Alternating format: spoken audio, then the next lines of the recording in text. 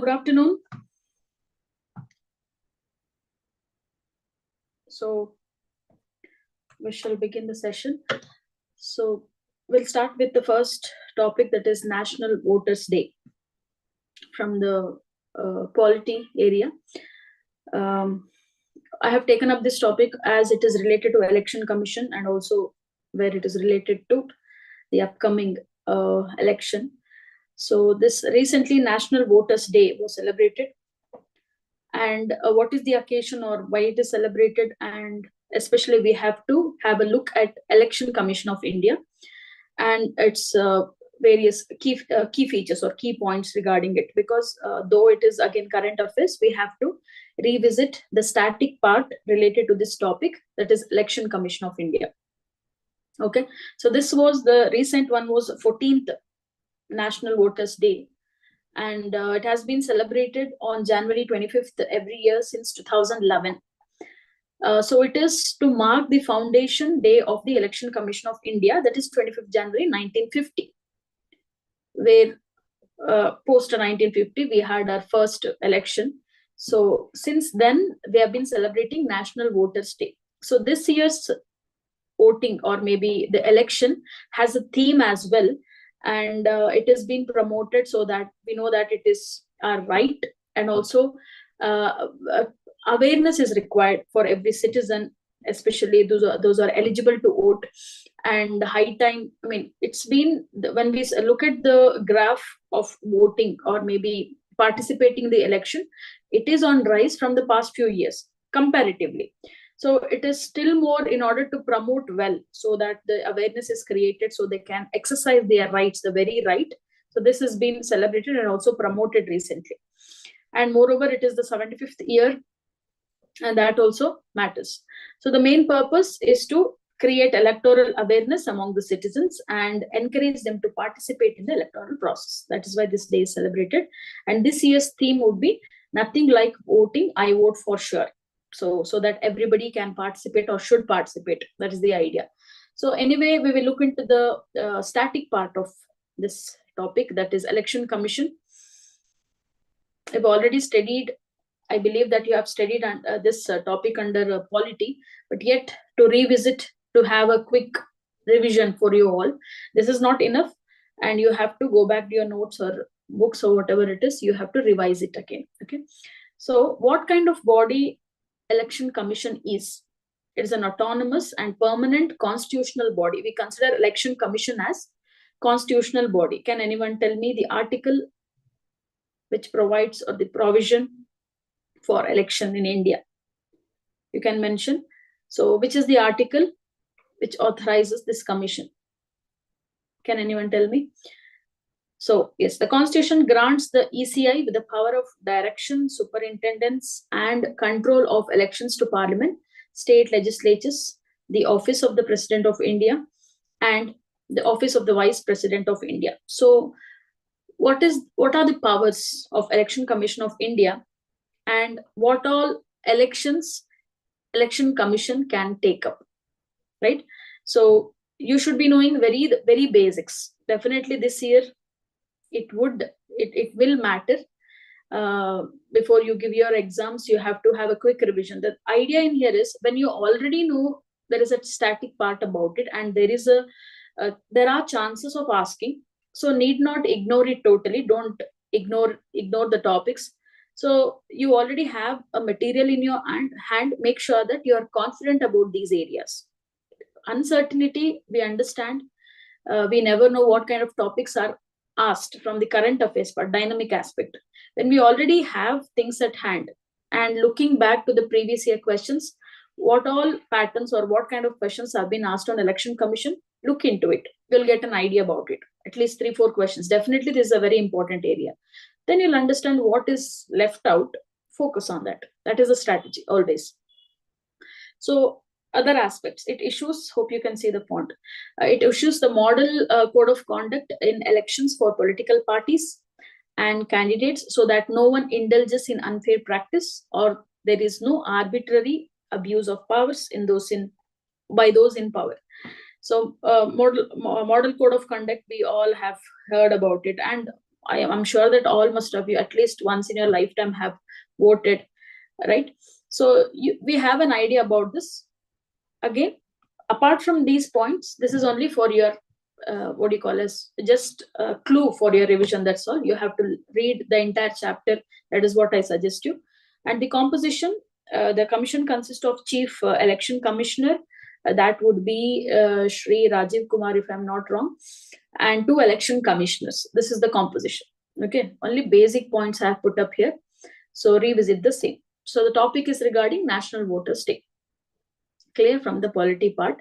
We will move on to the next topic. This could be part of what do you call as governance also, and historical perspective also.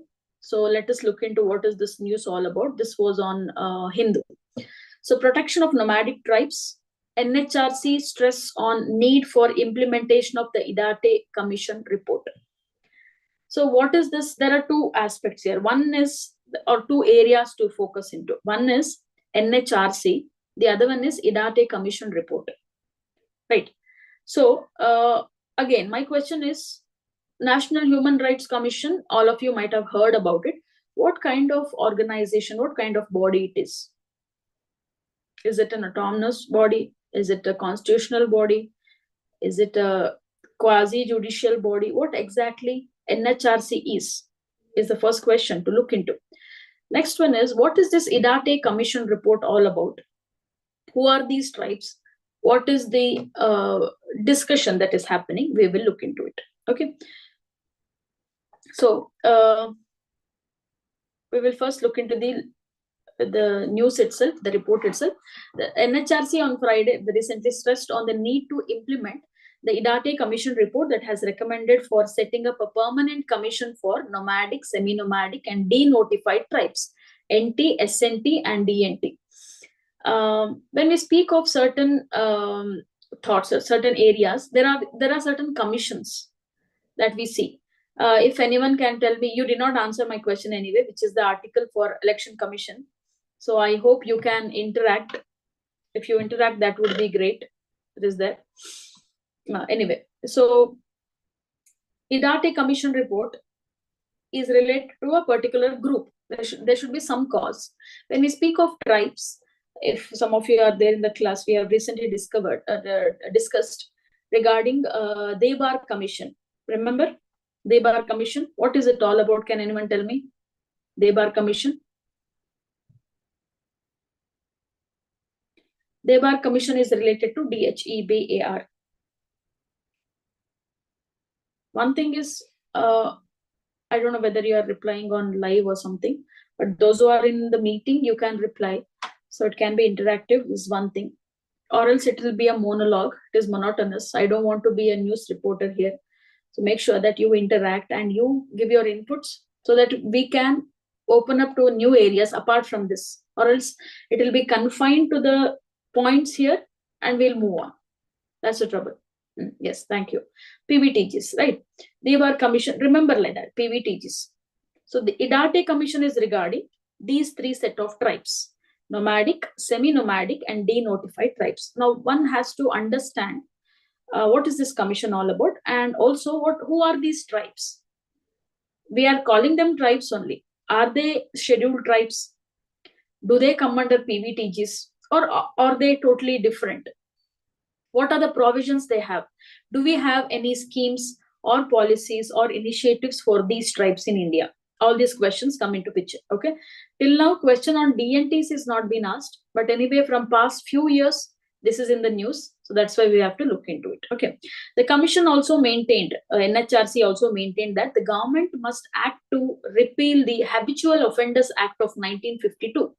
There is a predecessor, or maybe there is an act called as Habitual Offenders Act of 1952. And if not, the appointment of a representative of denotified tribe community with the nodal officers as stipulated in the act. That is, of all this, nomadic, semi-nomadic and denotified tribes, usually we give more importance to, or on the limelight, whom do we have is, it is denotified tribes more. So why we give more importance to them And what is this Habitual Offenders Act of 1952? What do you understand by habitual offender? Habitual offenders are nothing but who are considered as criminals since the British era, like thugs or criminals. So if a certain community in India, certain tribes in India from the British era or pre-independence time, they were grouped as this particular community is known for crime, certain criminal activities. So they were brought under criminal tribes, kind of a criminal tribes, basically. That would not be wrong if we say that. So this Habitual Offenders Act of 1952 came into being, just continuing the past. We had this. So the commission is asking, NHRC is asking, there is no such thing as habitual offenders just because of the community, just because of the backwardness, economic or whatever backwardness is there. One cannot be tagged as habitual offenders. That will even stigmatize these people, right? Even they will be secluded and they will never be a part of mainstream society. This is the idea here. That is the discussion in this article. If you have come across, you can recollect that. It also suggested the non-inclusion of DNT, NT, SNT under the SC, ST, OBC and formulation of specific policy for the former, among many others. So certain times, certain states have been trying to include these tribes included under SC, ST. But the question is, they should be treated separately in order to improve their, what do you call it, condition in the society. It's better if they are focused upon and given certain importance in India. That is what all the discussion is all about. Okay, this is the news. This is the report. Now, looking into the peripheral aspects or the core concept of aspects of the, what do you call as, news itself. Now we have two things, NHRC and IDATE Commission report. Now we'll look into NHRC first, then we will look into IDATE. Okay, or you can see in this image here, maybe you might have seen such things on the road. Maybe you might have encountered this. So this is like a depiction wherein a family of nomadic Gangi-Reddula tribe with its child atop the decorated bull called Gangi-Reddu, which is the sole source of livelihood for it. All of you might have come across this, right? You might have come across such people who, what do you call as, decorate these bulls and they go from place to place to collect money, collect alms, basically. They beg. So this is one community that is their, what do you call as, very source of livelihood. Such people are there. What about them? Where do they belong to? Where have they come from? Most of the times when we consider, they are some nomadic, semi-nomadic, right? So obviously these are from most of the tribes in India where we see them. They are from the different countries, bordering countries like Afghanistan, Iran, likewise. That's what. Okay. So we will look into NHRC first, then we will speak about the tribes. I have brought under polity because regarding the human rights and all that, and also regarding the commission, that's why we are discussing about this, regarding the act as well. So when we speak of NHRC, NHRC was established on October 12, 1993. So its statute is contained in the Protection of Human Rights Act of 1993. So can we consider NHRC as a statutory body? Is it a statutory body? It is a statutory body. It is an autonomous body because it is established by an Act of Parliament, 1990, Protection of Human Rights Act of 1993. So there is no denial, even if we call it as a quasi-judicial body. Quasi-judicial body is nothing but, what do you call it, as a special courts, kind of a special court. How we have NGT for environment, likewise, one good example, right? So, and is in conformity with the Paris principles adopted at the first international workshop on national institutions for the promotion and protection of human rights held in Paris. That is such an act, Protection of Human Rights Act of 1993. ಇದನ್ನ implement ಮಾಡಿರುವಂತದ್ದೇ ನಾವೆಲ್ಲಿ ನೋಡ್ತೀವಿ ಅಂತಾರೆ, Paris ಅಲ್ಲಿ ಒಂದು human rights ಅಥವಾ protection of human rights ಒಂದು international workshop ಅಲ್ಲಿ, right? Can act like a civil court while inquiring into cases. Yes, definitely yes. But it's a quasi-judicial body.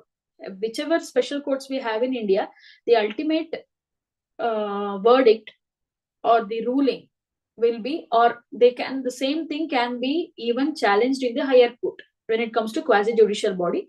That you have to keep in mind. That will not be the ultimate thing.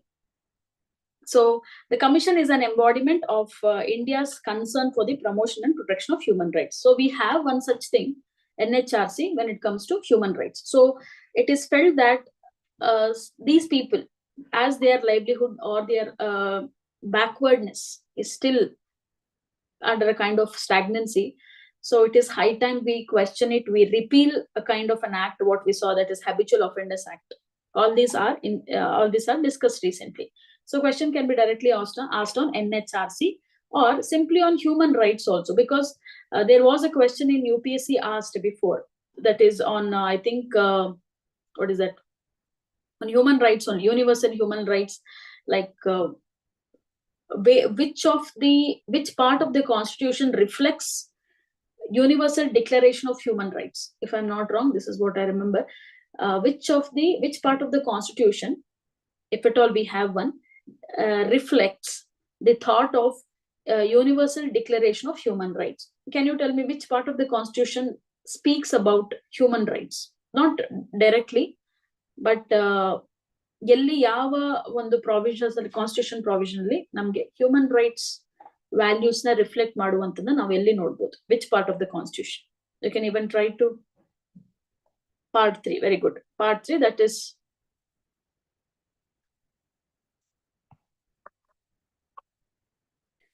part 3, that is fundamental rights.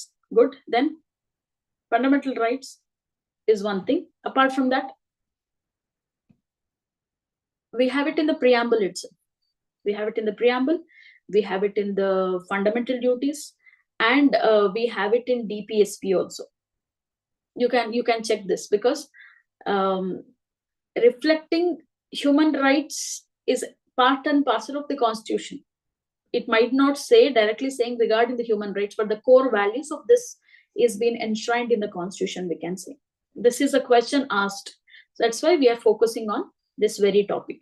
So after so what does NHRC do?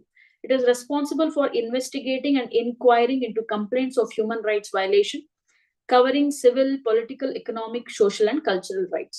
So what happens after investigation? It can take up investigation. What happened after that? So it has the authority to recommend. Underline the word recommend, because it cannot actually mandate anybody or any authority. It can only recommend remedial measures to the concerned authorities, whichever authority is subjected to the violation of human rights, for the protection and promotion of the human rights. Even certain cases, manual scavenging, we might have seen in the recent past. We have seen many initiative schemes by the government for manual scavenging. That is also considered as violation of human rights. So it will suggest certain remedial measures. Then the government will take up certain initiatives. So certain times it can also include suggestions for compensation, rehabilitation, and legal action against the perpetrators. That's the thing. Wherein they actually, people who violate the human rights, be it any caste, creed, it doesn't matter. So we needed such long back, so we have it now. So this is about NHRC, the very crux of it. Okay, definitely not on the institution it's been asked, but on the concept of the human rights there was a question. And do we have a provision, constitutional provision? Yes, we do have. Now speaking of these tribes who are spoken about in this Idate Commission. So when we speak of Idate Commission, first of all, before we look into the tribes, this commission actually was formed by, by around in 2014, not very old commission as such. 2014 it was formed. So its primary objective was to classify these tribes, considering different tribes in the country, and understanding their livelihood aspects or their way of living, whether they are nomadic, semi-nomadic, or denotified tribes. Every tribes has a different definition altogether. This commission for the very first time categorized it. Like when we speak about the Debar Commission, likewise, they are already scheduled tribes.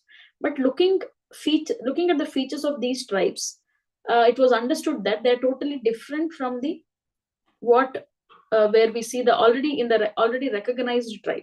So we have seen the criteria also of the PVTGs. So likewise, this was important, and usually these are, some are listed, some are not listed under even SC or ST also. So where are they? Where are they listed out?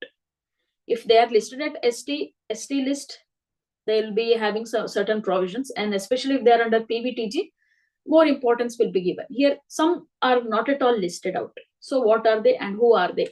So when we speak of nomadic tribes, as the name itself suggests, nomads. These communities, they migrate from one place to another in search of livelihood. Nomads is wanderers. So they often do not have a permanent settlement. There is no permanent settlement at all. So examples include the Banjara tribe and Gujjar tribe. We see this in North India, North India, Jammu Kashmir or Himachal Pradesh, Uttarakhand. We see this Gujjar tribe and Banjara tribe, Rajasthan and all that. So these are nomadic tribes. They have their tents, temporary tents, and wherever they get food or work, whichever work they do, and they keep on moving from one place to another. These are one tribes. And semi-nomadic tribes, similar to nomadic tribes they are, but partially practice a nomadic lifestyle, because certain times these will be having their livestock. So they move on a condition, on a criteria wherein in terms of a better pasture or for their livestock, basically. So they are not on the constant move. Maybe seasonally they move.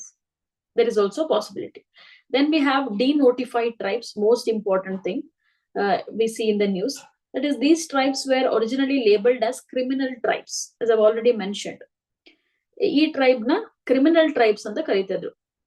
ಅದು ಅಲ್ಲದೆ British colonial period ಅಲ್ಲಿ criminal tribes act of 1872 ಅಂತ ಮಾಡಿದ್ರು. ಏನ್ ಮಾಡ್ತಿದ್ರು ಅಂತಂದ್ರೆ, so certain community, ಈಗ theft ಆಗಿರ್ಬೋದು ಅಥವಾ robbery or killing or whatever, if one person commits a crime in that particular community, the British would have labeled them, tagged them as criminal tribes. No, nomadic define madilla. Constitutionally, we do not have a definition of this. This is the definition given by the commission, not the constitution. Okay, it has evolved. Clear? Yes. So, okay. So, denotified tribes were called as such, wherein ಈಗ ಪ್ರಸ್ತುತ ಅವ್ರಿಗೆ ಏನಂತ ಕರಿತೀವಿ ಅಂದ್ರೆ ವಿಮುಕ್ತಿ ಜಾತಿ ಅಂತ ಕರಿತೀವಿ. ವಿಮುಕ್ತ ಜಾತಿ ಅಂತಂದ್ರೆ ಅವರು ತಗೊಂಡಿರುವ ಲೇಬಲ್, ಈ ಟ್ಯಾಗ್ ಇಂದ ವಿಮುಕ್ತರಾಗಬೇಕು ಅಂತ ಈಗ ಸದ್ಯ ಪ್ರಸ್ತುತ ಅವ್ರನ್ನ ಕ್ರಿಮಿನಲ್ ಟ್ರೈಬ್ಸ್ ಅಂತ ಕರೆಯಲ್ಲ. ಕ್ರಿಮಿನಲ್ ಟ್ರೈಬ್ಸ್ ಮುಂಚೆ ಇತ್ತು, ಅದು ಚೇಂಜ್ ಆಗಿ ಈಗ ಡಿನೋಟಿಫೈಡ್ ಟ್ರೈಬ್ಸ್ ಅಂತ ಕರೀತಾರೆ. ಡಿನೋಟಿಫೈಡ್ ಟ್ರೈಬ್ಸ್ ದ ವೆರಿ ಇಂಡಿಯನೈಸ್ಡ್ ಮಾಡಿ ಈಗ ವಿಮುಕ್ತಿ ಜಾತಿ ಅಂತ ಅಂದ್ರೆ they should be what is that, they should have got ridden off this the very tag for them. There are no such things how British claimed them as, tagged them as criminals. Crime ಏನು ಮಾಡದೆ just because ಆ label ಗೋಸ್ಕರ criminal tribes ಅಂತ ಕರೀದು ತಪ್ಪಾಗುತ್ತೆ. ಅದಕ್ಕೋಸ್ಕರ NHRC is talking about nobody can be called as a criminal unless a crime is attempted or it is done or occurred. So that is the reason ಈ ವಿಮುಕ್ತಿ ಜಾತಿ ಅಂತ. So and moreover, during the British time, why did they call as criminal tribe? ಅಥವಾ criminal tribes act ಯಾಕೆ ತಂದ್ರು ಅಂದ್ರೆ, ಒಂದು ಸಲ ಈ tribe once they are like tagged as criminals, once if at all they have offended or they have committed any offense, it would have become a non-bailable offense only for them, because of they belong to that community. It is already tagged. It is not that simply they'll go and arrest, but they will tag these communities come under criminal tribes. If they get caught, and definitely, I mean, lifetime imprisonment, or by British, from the British time, it was the same thing. So the entire community will be called as criminals. That is one thing, and they have to go and register in the local office, saying that we belong to this community. And if they fail to register themselves, they will be called as, that individual will be called as a criminal, just because they failed to register in the local authority. So this was the condition. That is the reason we give more importance to this. After independence, this label was removed. Criminal label remove ಮಾಡಿ denotified tribes anta hakidru. Innu ನಾವು ಯಾವುದಕ್ಕೂ notify ಮಾಡಿಲ್ಲ, ಇವ್ರನ್ನ group ಮಾಡಿಲ್ಲ, so let us bring them under denotified anta ಹಾಕ್ತಾರೆ. ಆದ್ರೆ just because government does it, the stigma persists. The social stigma, ಅಥವಾ ಈಗ ನಾವು ಈಗ Lambani in Karnataka, most popular or prominent tribes anta ಹೇಳೋಣ. So actually if we see their origin, it is said that they have been migrated very long back from Afghanistan or somewhere, and they have settled in Karnataka, Kerala, Tamil Nadu, these places. Today, only in some places maybe they have been accepted in the mainstream society, not everywhere. They are seen like that. Okay, we have that human tendency when these people are wanderers, nomad, or moving around. So what do we consider them? Definitely they do not have any place to stay, any home, any permanent settlement. They are here to rob, steal, they are criminals. That kind of stigmatization is already there. So the government is trying its best to remove it. Okay, so the term, you can see the example here. The term denotified refers to the removal of this classification. The Kanjar and Nat communities are example of denotified tribes. I'll give you a small task. Check out with this Lambanis. We say Thandas in Karnataka. Their places are called as Thandas. What kind of tribes are they? Okay, because they are more relevant to Karnataka state, especially not only Karnataka, in Maharashtra, Karnataka, Tamil Nadu, and Kerala, we have these settlements. So today there are many people or individuals from the Lambani community also being educated. They are in jobs and all that. But ultimately, when it comes to reservation, when it's for education, yes, Lambani and Banjara habitat, yes. So when it comes to education, reservation, for jobs and all that, where do they go? Some prominence is given for ST, SC, PVTG also. But where do they belong? So we have to repeal certain acts. That was the idea of the recent discussion. So hope you got an idea about this. Okay, denotified tribes, semi-nomadic and nomadic tribes. We see this often in news. But there is also one more scheme you might have to look into. That was recently in the sense it's been a year or so.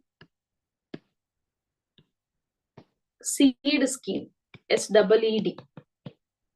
Have you heard of it? Seed scheme is exclusively not for everybody. It is for DNTs. It is for their educational empowerment, providing them educational empowerment, housing, health, etc. Okay, look into this scheme, SEED scheme. Scheme for economic empowerment of DNT. Scheme for economic empowerment of DNTs. And this is exclusively for denotified tribes. Hope it is clear. Okay. So as of now, we do not have a reservation as such. So as of now, development boards are there. It's been set up. The government is trying to implement the IDATE Commission suggestions and recommendations. So that is what happening now. So hope it is clear. And look into the names of certain tribes. Add more examples to these lists. This is what we have in regarding NHRC and IDATE Commission. Okay, 2014 the commission was formed, wherein it classified these 3 types of tribes and it has been defined there. Moving on, just to know about the composition, I've just added here so that when you receive the notes you can look into this. Regarding NHRC, who is the chairperson? Chairperson who has been a Chief Justice of the Supreme Court of India, possibly. So 1 member will be the judge, 1 more member will be the Chief Justice of High Court, 2 members will be the expertise, people who are having knowledge about practical experience about human rights, and ex-officio members would be chairperson of the following national commission. Which are the various national commission? Minorities, SC, ST, women. Ishtu jana, ishtu chairpersons ex-officio members ಆಗ್ತಾರೆ. Keep that in mind. Okay, so ex-officio members of the chairperson of the national commissions of minorities, SC, ST ಮತ್ತು national commission for women, ಇವರು ex-officio members ಆಗಿರ್ತಾರೆ. Maybe question can be asked like this also. And appointment, who appoints whom? So the chairperson will be appointed by the Prime Minister, and each members have their own appointment in a different way altogether.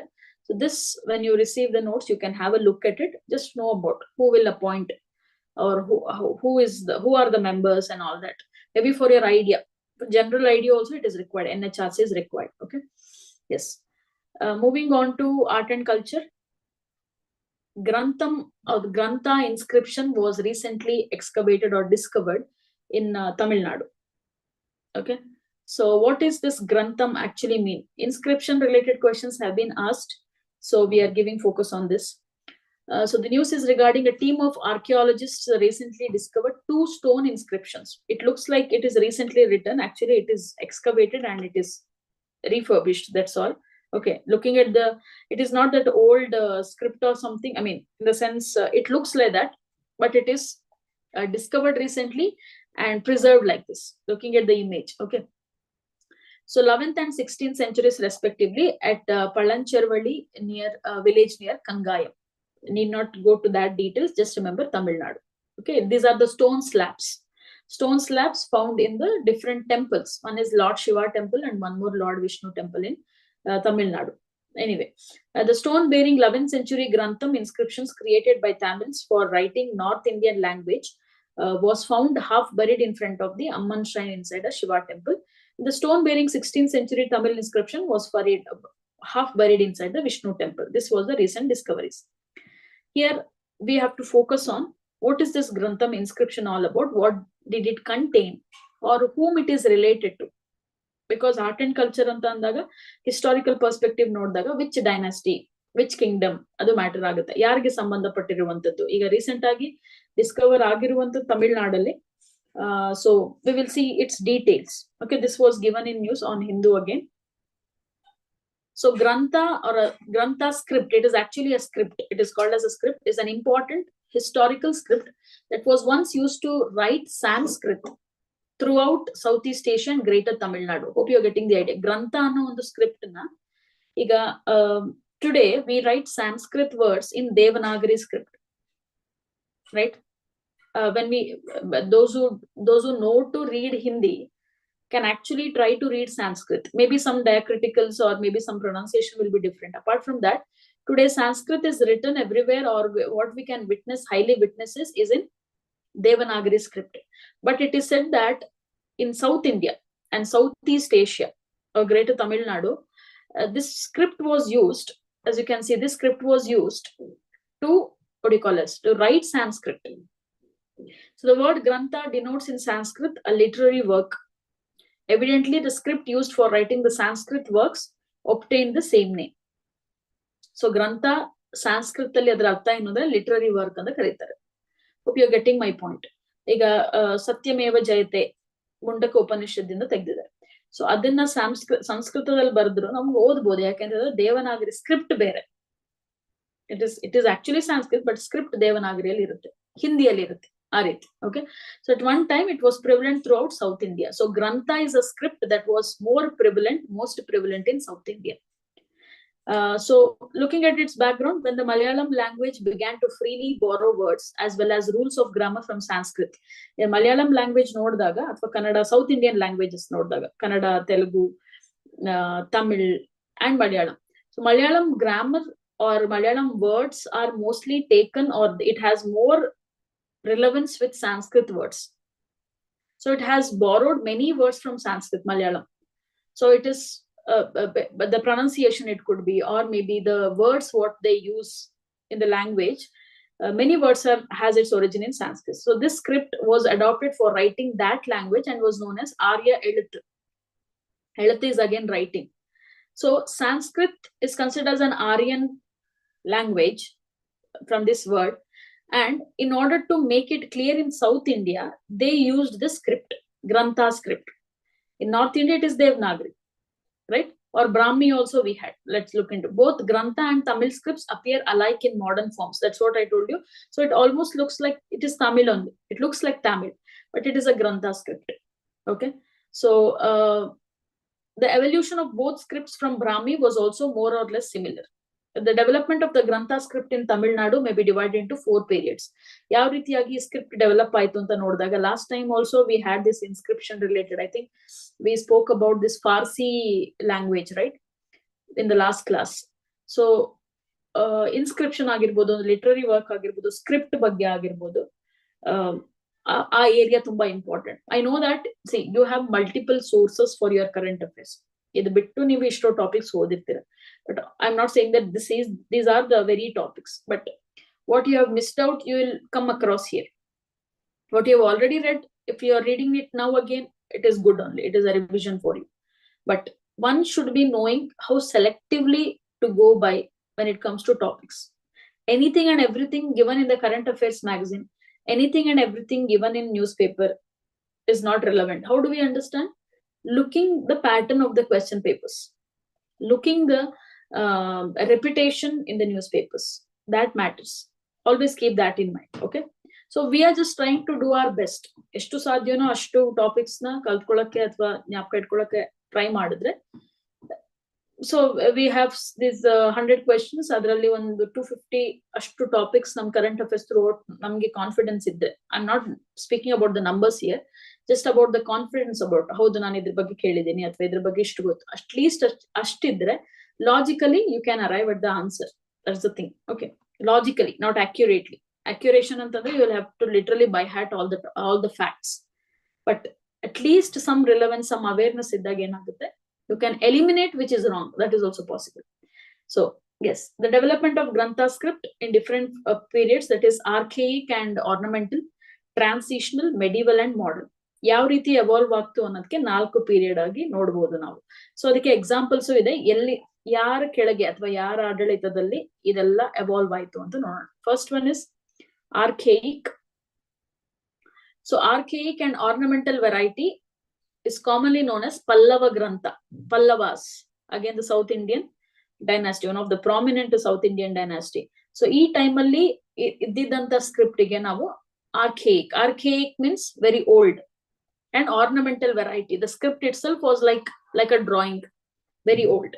ಅದಕ್ಕೆ ಪಲ್ಲವ ಗ್ರಂಥ ಅಂತಾನು ಕರೀತಾರೆ. ಇದನ್ನ ಈಗ ಪ್ರಸ್ತುತ ನಾವೆಲ್ಲಿ ನೋಡ್ಬೋದು, Mahendra Varman, one of the most prominent king under Pallavas, Tiruchirappalli rock cut cave temple inscriptions ಅಲ್ಲಿ, ನರಸಿಂಹನ್ ಮಾಮಲ್ಲಪುರಂ, ಕಂಚಿ ಕೈಲಾಸನಾಥ ಟೆಂಪಲ್, ಇಲ್ಲೆಲ್ಲ ನಾವು ಇನ್ಸ್ಕ್ರಿಪ್ಷನ್ ನೋಡ್ಬೋದು. ಅಂದ್ರೆ ಪಲ್ಲವರು ಕಟ್ಸಿರುವಂತ ಜಾಗ ಅಥವಾ ಅವರಿಗೆ ಸಂಬಂಧಪಟ್ಟಂತ ಕೇವ್ಗಳಲ್ಲಿ ನಾವು ಪಲ್ಲವ ಗ್ರಂಥನ ನೋಡ್ಬೋದು, which is Granta script.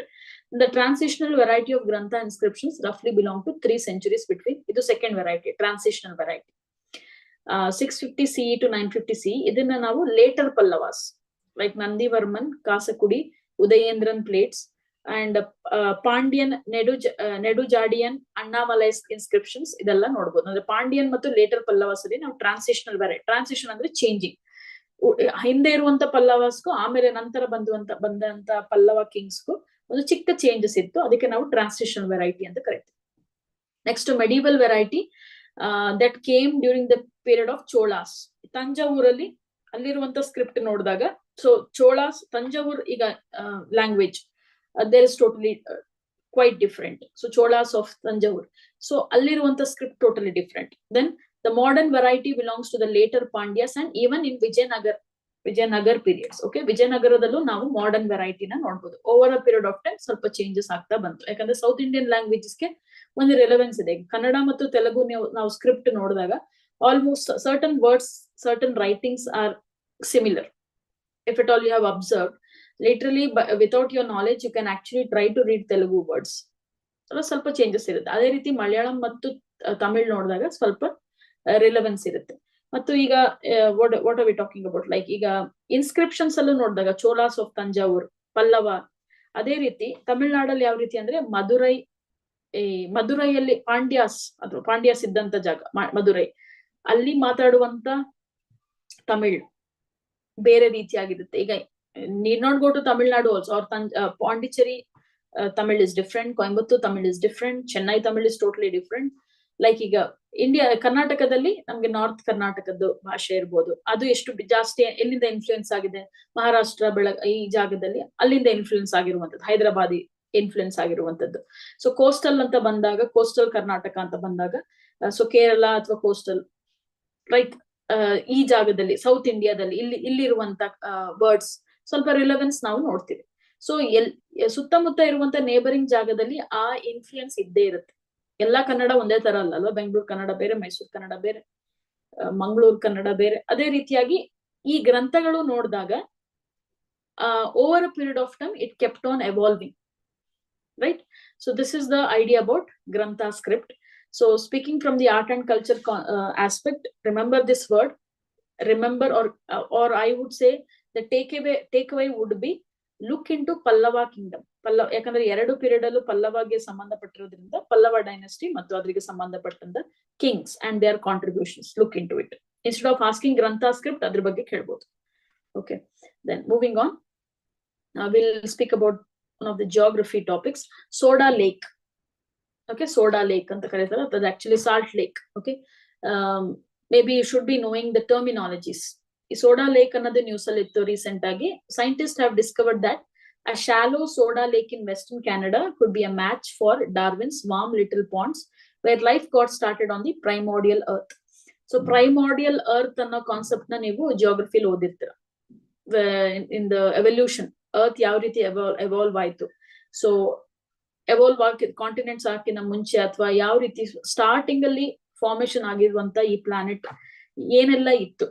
ಪ್ರೈಮೋರ್ಡಿಯಲ್ ಅಂದ್ರೆ ಪ್ರಿಮಿಟಿವ್ ಆರ್ಗ್ಯಾನಿಸಮ್ಸ್ ಆಗಿರೋದು, ಬ್ಯಾಕ್ಟೀರಿಯಾ ಆಗಿರ್ಬೋದು, ಫೈಟೋಪ್ಲಾಂಕ್ಟೋನ್ಸ್ ಆಗಿರ್ಬೋದು, ಆ ಟೈಮಲ್ಲಿ ಯಾವ ರೀತಿ ಇತ್ತು ಅಂತ ಪ್ರೈಮೋರ್ಡಿಯಲ್ ಅರ್ಥ, ಆ ಸ್ಟೇಜ್ ನ ಪ್ರೈಮೋರ್ಡಿಯಲ್ ಪೀರಿಯಡ್ ಅಂತ ಕರೀತೀವಿ. ಸೊ ಸೈಂಟಿಸ್ಟ್ ಸೇ ದಟ್ ಈಗ ಪ್ರಸ್ತುತ ಇರುವಂತ soda lake or salt water lake ಅಥವಾ ಎಲ್ಲೇ ಇರ್ಬೋದು, ಅದು ಕೆನಡಾ ಮಾತ್ರ ಅಲ್ಲ, ಇಂಡಿಯಾದಲ್ಲೂ ಇದೆ. ಇಂಡಿಯಾದಲ್ಲಿ ಇದೆಯಾ salt water lakes, high pH? Yes. So ಈ ಲೇಕ್ಸ್ ಇಂದ ನಮ್ಗೆ ಒಂದು ಐಡಿಯಾ ಸಿಗಬಹುದು. ಈಗ ನಾವೇನ್ ಮಾಡ್ತಿದೀವಿ, ಪ್ರತಿಯೊಂದು ಜಾಗದಲ್ಲೂ ನಾವು ನೋಡ್ತೀವಿ ಎವಲ್ಯೂಷನ್ ಯಾವ ರೀತಿ ಆಯ್ತು ಅಂತ ಟ್ರೈ ಮಾಡ್ತಿದ್ವಿ ಅಲ್ವಾ. ಸೊ ಏನ್ ಎಕ್ಸ್ಕವೇಷನ್ಸ್ ಆಗಿರ್ಬೋದು, ಆರ್ಕಿಯಾಲಜಿಕಲ್ ಎಕ್ಸ್ಕವೇಷನ್ಸ್ ಆಗಿರ್ಬೋದು, ಅಥವಾ ಜಿಯೋಲಜಿಕಲ್ ಎಕ್ಸ್ಕವೇಷನ್ಸ್ ಆಗಿರ್ಬೋದು, ಅದನ್ನ ತಿಳ್ಕೊಂಡು ಅದ್ರಲ್ಲಿ ಇರುವಂತ ಕಾಂಪೋಸಿಷನ್ ತಿಳ್ಕೊಂಡು ಇದು ಎಲ್ಲಿಂದ ಬಂದಿರಬಹುದು, ಅಥವಾ what is this composition all about, or even studying the space also. We are trying to understand how life got started. It is an ongoing process. ಅದೇ ರೀತಿ ಸೋಡಾ ಲೇಕ್ ಇಂದನೂ ಗೊತ್ತಾಗ್ಬೋದು. That's why the title Shallow soda lakes show promise as cradles of life on earth. So why are they called as soda lakes? Soda lakes get their name from having high levels of dissolved sodium and carbonate similar to dissolved baking soda. High levels of sodium ಮತ್ತು carbonate ಅಂಶ ಇರೋದ್ರಿಂದ ಇದಕ್ಕೆ, ಅಥವಾ which is similar to baking soda ಆಗಿರೋದ್ರಿಂದ ಈ salt lake ಇದು actually highest level of salts ಇರುತ್ತೆ ಇದರಲ್ಲಿ. ಅದಕ್ಕೋಸ್ಕರ ಇದನ್ನ ಏನಂತ ಕರೀತಾರೆ, ಸೋಡಾ ಲೇಕ್ ಅಂತ ಕರೀತಾರೆ. Okay, just to have an idea about why are they called so, because of high levels of dissolved sodium and carbonate. This occurs from the reactions between water and volcanic rocks beneath. ಯಾವಾಗ ಅಥವಾ ಎಲ್ಲಿ soda lake formation ಆಗುತ್ತೆ ಅಂದ್ರೆ, there is a prospects or there is a possibility of volcanic rocks beneath. ಆ ಜಾಗದಲ್ಲಿ ಈ sodium ಮತ್ತು carbonate ಅಂಶಗಳು ಜಾಸ್ತಿ ಇರುತ್ತೆ. ಅಲ್ಲಿ ಈ ಲೇಕ್ಸ್ ಎಲ್ಲಿ ಕ್ರಿಯೇಟ್ ಆಗಿರುತ್ತೆ ಅದನ್ನ ಸೋಡಾ ಲೇಕ್ ಅಂತ ಕರಿತೀವಿ. The soda lakes can also have high levels of dissolved phosphate. ಈ ಫಾಸ್ಫೇಟ್ ಅನ್ನೋದು ಅಥವಾ ಫಾಸ್ಫರಸ್ ಅನ್ನೋದು ಎಲ್ಲಿಂದ ಬರುತ್ತೆ ಪುನಃ? ರಾಕ್ಸ್ ಇಂದಾನೆ ಅಲ್ವಾ, rock. Because not every mineral resources on earth is from thin air, accept for gaseous. Sodium ಆಗಿರ್ಬೋದು, ಫಾಸ್ಫೇಟ್ ಆಗಿರ್ಬೋದು, ಕ್ಯಾಲ್ಸಿಯಂ ಆಗಿರ್ಬೋದು, ಪ್ರತಿಯೊಂದೂ ಭೂಮಿಯಿಂದ ಬರುವಂತ, ಅಥವಾ that has it source in earth, lithosphere. So ಈ ಜಾಗದಲ್ಲಿ ಹೈ ಲೆವೆಲ್ ಆಫ್ ಫಾಸ್ಫರಸ್ ಇರಬಹುದು ಅಂತ ಇಷ್ಟು list. Will see the key points regarding soda lake. The definition of the soda lake is, it is a lake with a pH value usually between 9 and 11. 9 and 11 anta andre we have a pH scale of where it has below 7, you know this, right? Below 7 is acidic, above 7 is basic, alkaline or salty. So ಇದರದ್ದು pH value ಎಷ್ಟು ಇರುತ್ತೆ ಅಂದ್ರೆ 9, between 9 to 11 ಇರುತ್ತೆ. ಅಂದ್ರೆ actually ocean pH ವ್ಯಾಲ್ಯೂನೇ 8.2, average 8.2. So ಇದೆಷ್ಟು 9 and 11 ಅಂದ್ರೆ ಎಷ್ಟು ಉಪ್ಪಿನಾಂಶ ಅಥವಾ ಡಿಸಾಲ್ವ್ಡ್ ಕಾನ್ಸಂಟ್ರೇಷನ್ ಆಫ್ ಸಾಲ್ಟ್ಸ್ ಆಗಿರ್ಬೋದು, ಅಥವಾ ವೇರಿಯಸ್ ಕಾಂಪೊನೆಂಟ್ಸ್, ವೇರಿಯಸ್ ಮಿನರಲ್ಸ್ ಎಷ್ಟು ಇರಬಹುದು ಅಂತ one can imagine. So you can see in the image here, this is what you call a salt that is collected from the soda lake. And there is a combination wherein you can see the salty condition on the top. We have algae that is thriving there, and both the thing, darker and lighter green, both are nothing but algae. So it is, first of all, it is formed because of the volcanic action. Volcanic andre ellanu primitive agi during the evolution ಆಗಿರುವಂತ time ಅಲ್ಲಿ, ಮತ್ತು ಇಲ್ಲಿ algae ಬರ್ತಿದೆ ಅಂತಂದ್ರೆ ಇದನ್ನ study ಮಾಡಿದ್ರೆ we will understand the very origin of evolution of earth ಅಂತ ಇಲ್ಲಿ concept. Okay, it may also contain a high concentration of sodium chloride, uppu, NaCl, and other salts, making it saline or hypersaline. Saline matra alla, because its pH is 9 and 11, between 9 and 11, it becomes a hypersaline lake. Okay, so these are highly productive ecosystems compared to the freshwater lakes. Namge ಅನ್ಸ್ಬೋದು ತುಂಬಾ ಉಪ್ಪಿನಾಂಶ ಇರೋದ್ರಿಂದ productivity ಇಲ್ಲ ಅಂತ. ಇಲ್ಲಿ compare ಮಾಡಿದ್ರೆ ಇಲ್ಲಿ high productivity ಇದೆ. These are the most productive aquatic environments on earth because of the availability of dissolved carbon dioxide.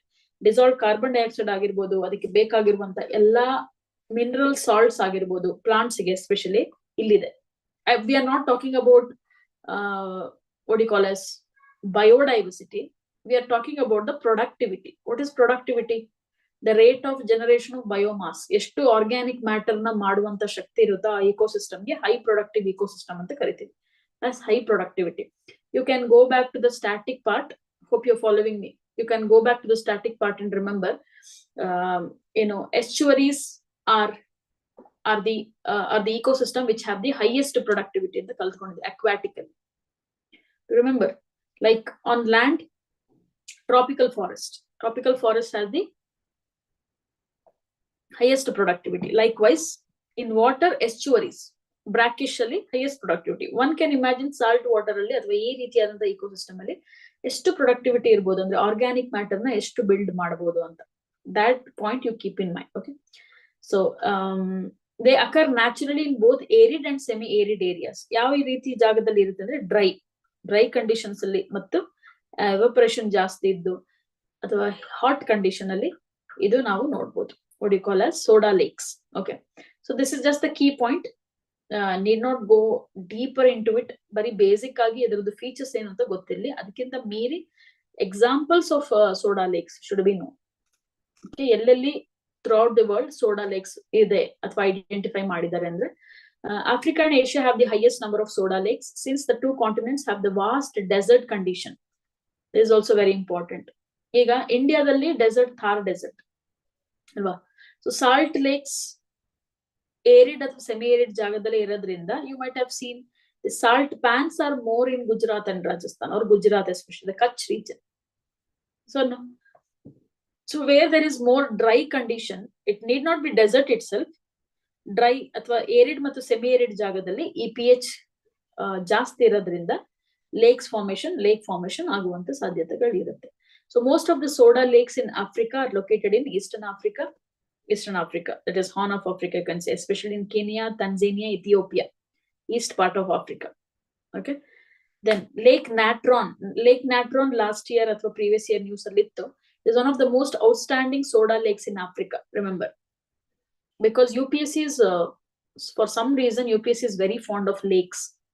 ಯಾವ್ದಾದ್ರು ಒಂದು ಲೇಕ್ ಡ್ರೈ ಆಗಿರ್ಬೋದು ಅಥವಾ ಯಾವ್ದಾದ್ರು ಒಂದು ಲೇಕ್ ನ್ಯೂಸ್ ಅಲ್ಲಿ ಇರ್ಬೋದು, ಅದ್ರ ಬಗ್ಗೆ ಕೇಳಿ it is recently seen in news. The location ಕೇಳ್ತಾರೆ, mapping. It is actually geography topic here. Mapping ಬಗ್ಗೆ ಕೇಳ್ತಾರೆ. Okay, India and China have the highest number of soda lakes in Asia. Remember, Lake Natron in Tanzania is very prominent lake in Africa, and some of the soda lakes in Asia include Lake Van, Sokar, Pangong, Lake Zabiye. So ಇಷ್ಟರಲ್ಲಿ ಇಂಡಿಯಾಕ್ಕೆ ಸಂಬಂಧಪಟ್ಟಿರೋದು ಯಾವುದು? ಏಷ್ಯಾದಲ್ಲಿ. These are the prominent lakes. Can you identify and tell me?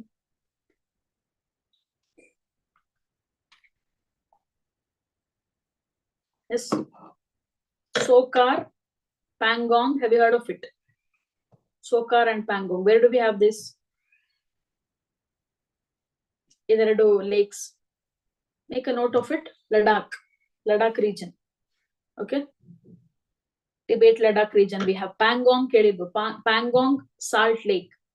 Pangong Salt Lake. In this region itself, we will be witnessing this skirmish in the sense the standoff between India and China. And Pangong Lake is also a place wherein China claims that it has its 5-finger area. 5-finger, the spots it has marked. ಈ lac ಏರಿಯಾದಲ್ಲಿ. Okay, very Pangong ಮತ್ತು ಸೋಕಾರ್ we have it in India. Okay, Lake Van, I believe it is in Russia. Lake Zabuye also, you can look into it. So these are the Asian lakes. So soda lake is nothing but which has high pH value, very hypersaline lakes. where it also have high productivity. And what do you call as high productivity is one thing. Then it is helpful for us to understand the evolution of the earth itself. The primordial earth we are talking about, okay, the primitive form. So this is about geography we have. We'll move on to governance schemes. Atal Bhujal Yojana. Recently, Atal Bhujal Yojana steering committee meeting was held. So there are two things to look into. Atal Bhujal Yojana ಒಂದು, ಮತ್ತೆ ಇನ್ನೊಂದು Ken Betwa link project. Ken Betwa, Madhya Pradesh.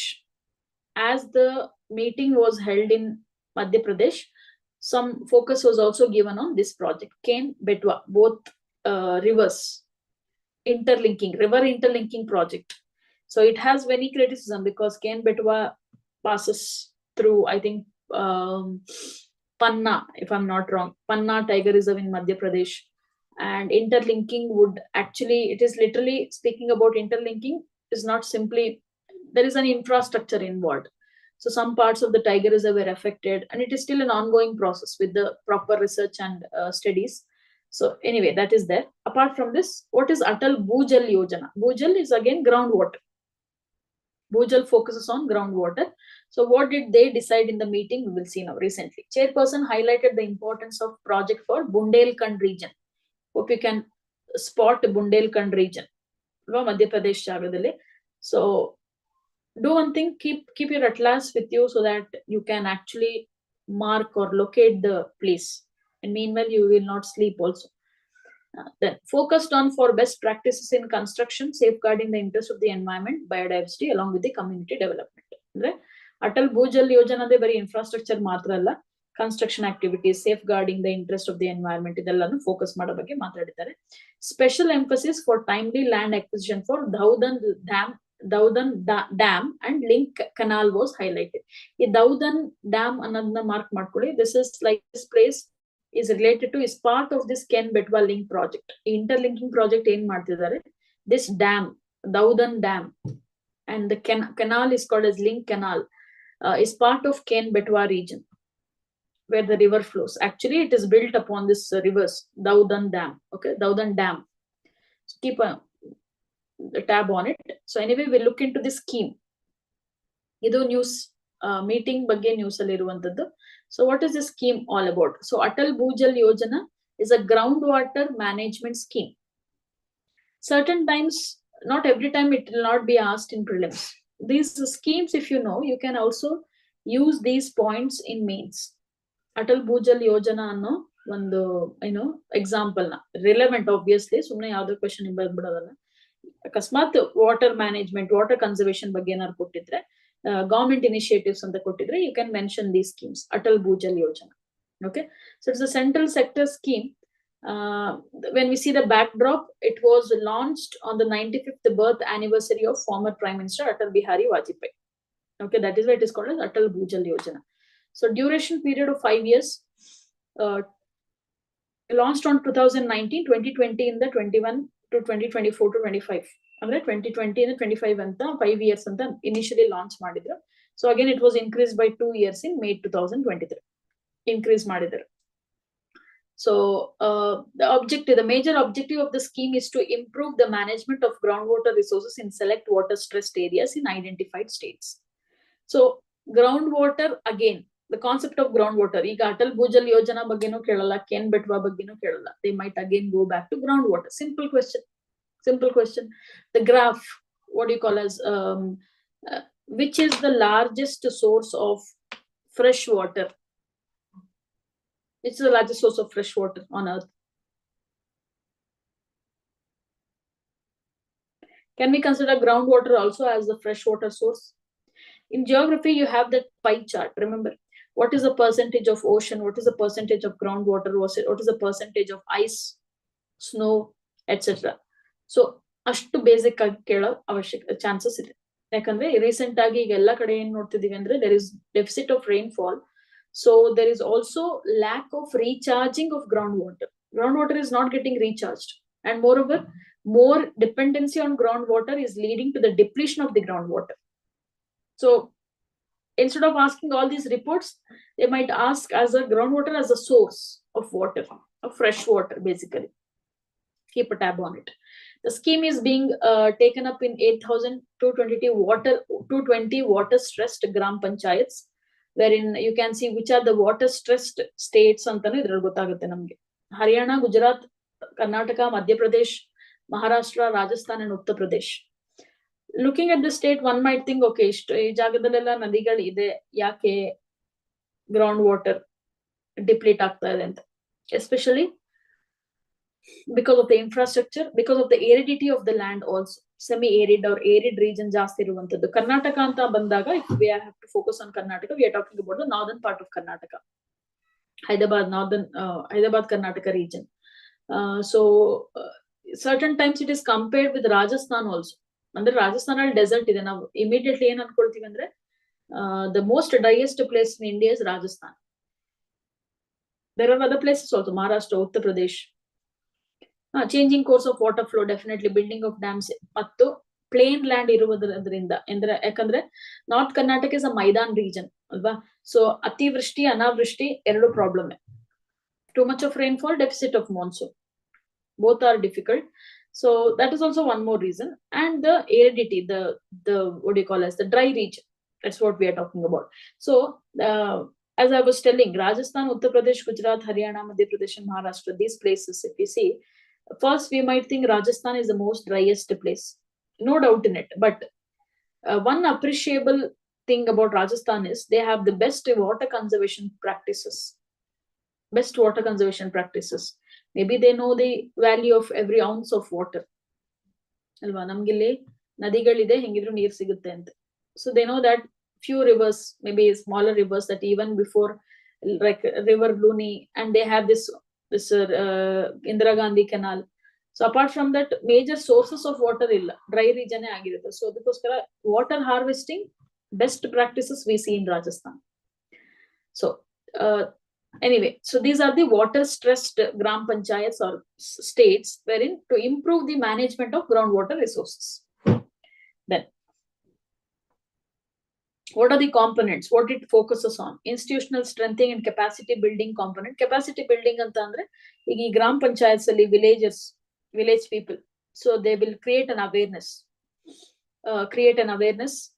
so that they become part of the conservation practices and all that. Mattu incentive component for incentivizing the states for the achievements. Akasmat ishtu states alle best conservation policies practices ಮಾಡಿದ್ರೆ they will be incentivized also, monetary benefits ಕೊಡ್ತಾರೆ, so that they will be motivated to take it up. ಈಗ ಇದನ್ನ ನಾವು relate ಮಾಡಿದ್ರೆ what you call as ಈಗ green credit program ಅಂತ launch ಮಾಡಿದಾರಲ್ವಾ ಇಂಡಿಯಾದಲ್ಲಿ. Green credit program ಅಲ್ಲಿ 2 areas, which are the 2 areas which come under green credit program, which was also discussed under COP recently, UNFCCC COP. Hope you are getting my point. We have discussed this in the previous sessions also. Green credit program ಕೆಳಗೆ ಯಾವುದೆಲ್ಲ 2 areas ನ focus ಮಾಡ್ತಿದ್ದಾರೆ, where they incentivize people who take it up.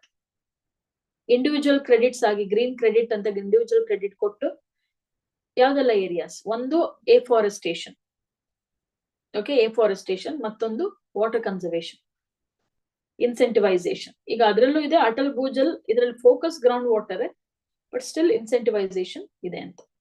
Okay, this is about Atal Bhujal Yojana. So which is the ministry which implements this? Can you tell me? Atal Bhujal Yojana, which ministry implements this program?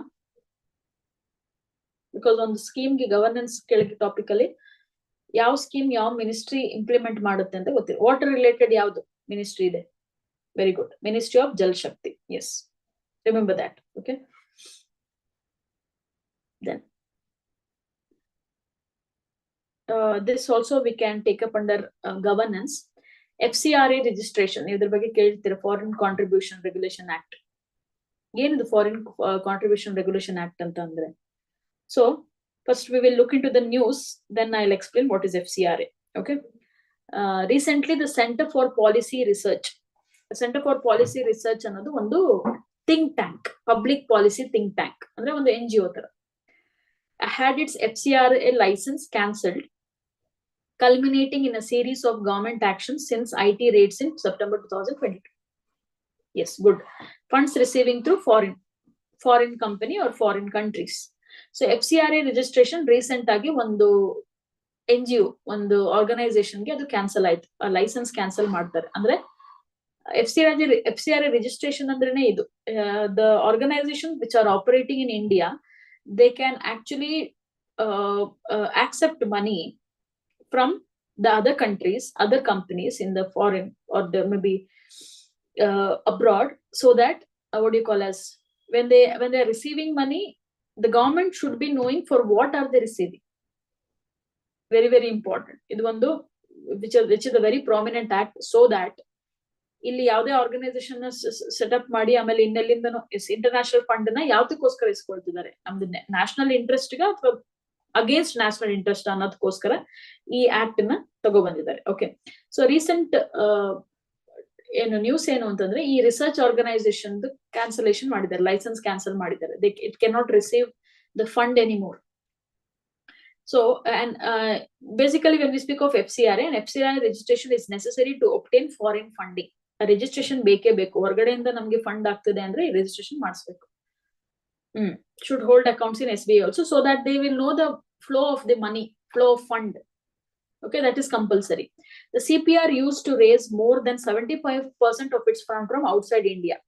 Reports ಪ್ರಕಾರ ಏನ್ ಹೇಳುತ್ತಂದ್ರೆ, ಈ CPR ಅನ್ನೋ ಒಂದು organisation, Center for Policy Research, Public Policy Research organization, actually 75% ಅಷ್ಟು fund ನ ಬೇರೆ ಕಂಟ್ರಿಯಿಂದ receive ಮಾಡ್ತಾ ಇತ್ತು.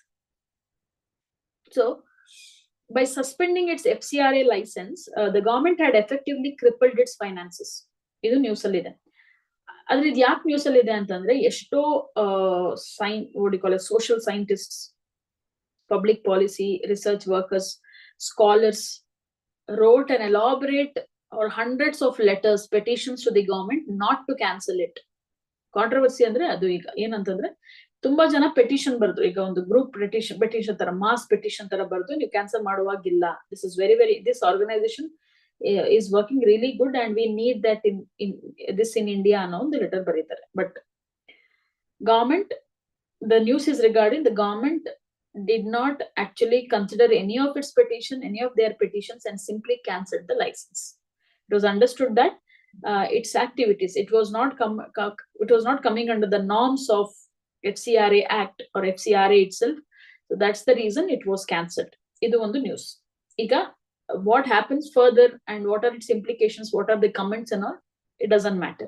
So before we go to FCRA, ಯಾವ ministry cancel ಮಾಡಬಹುದು ಇದನ್ನ? Which ministry is responsible for this?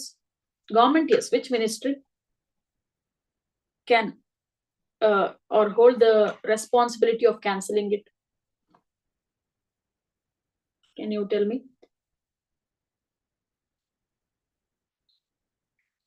It is, remember, it is Union Home Ministry or Ministry of Home Affairs.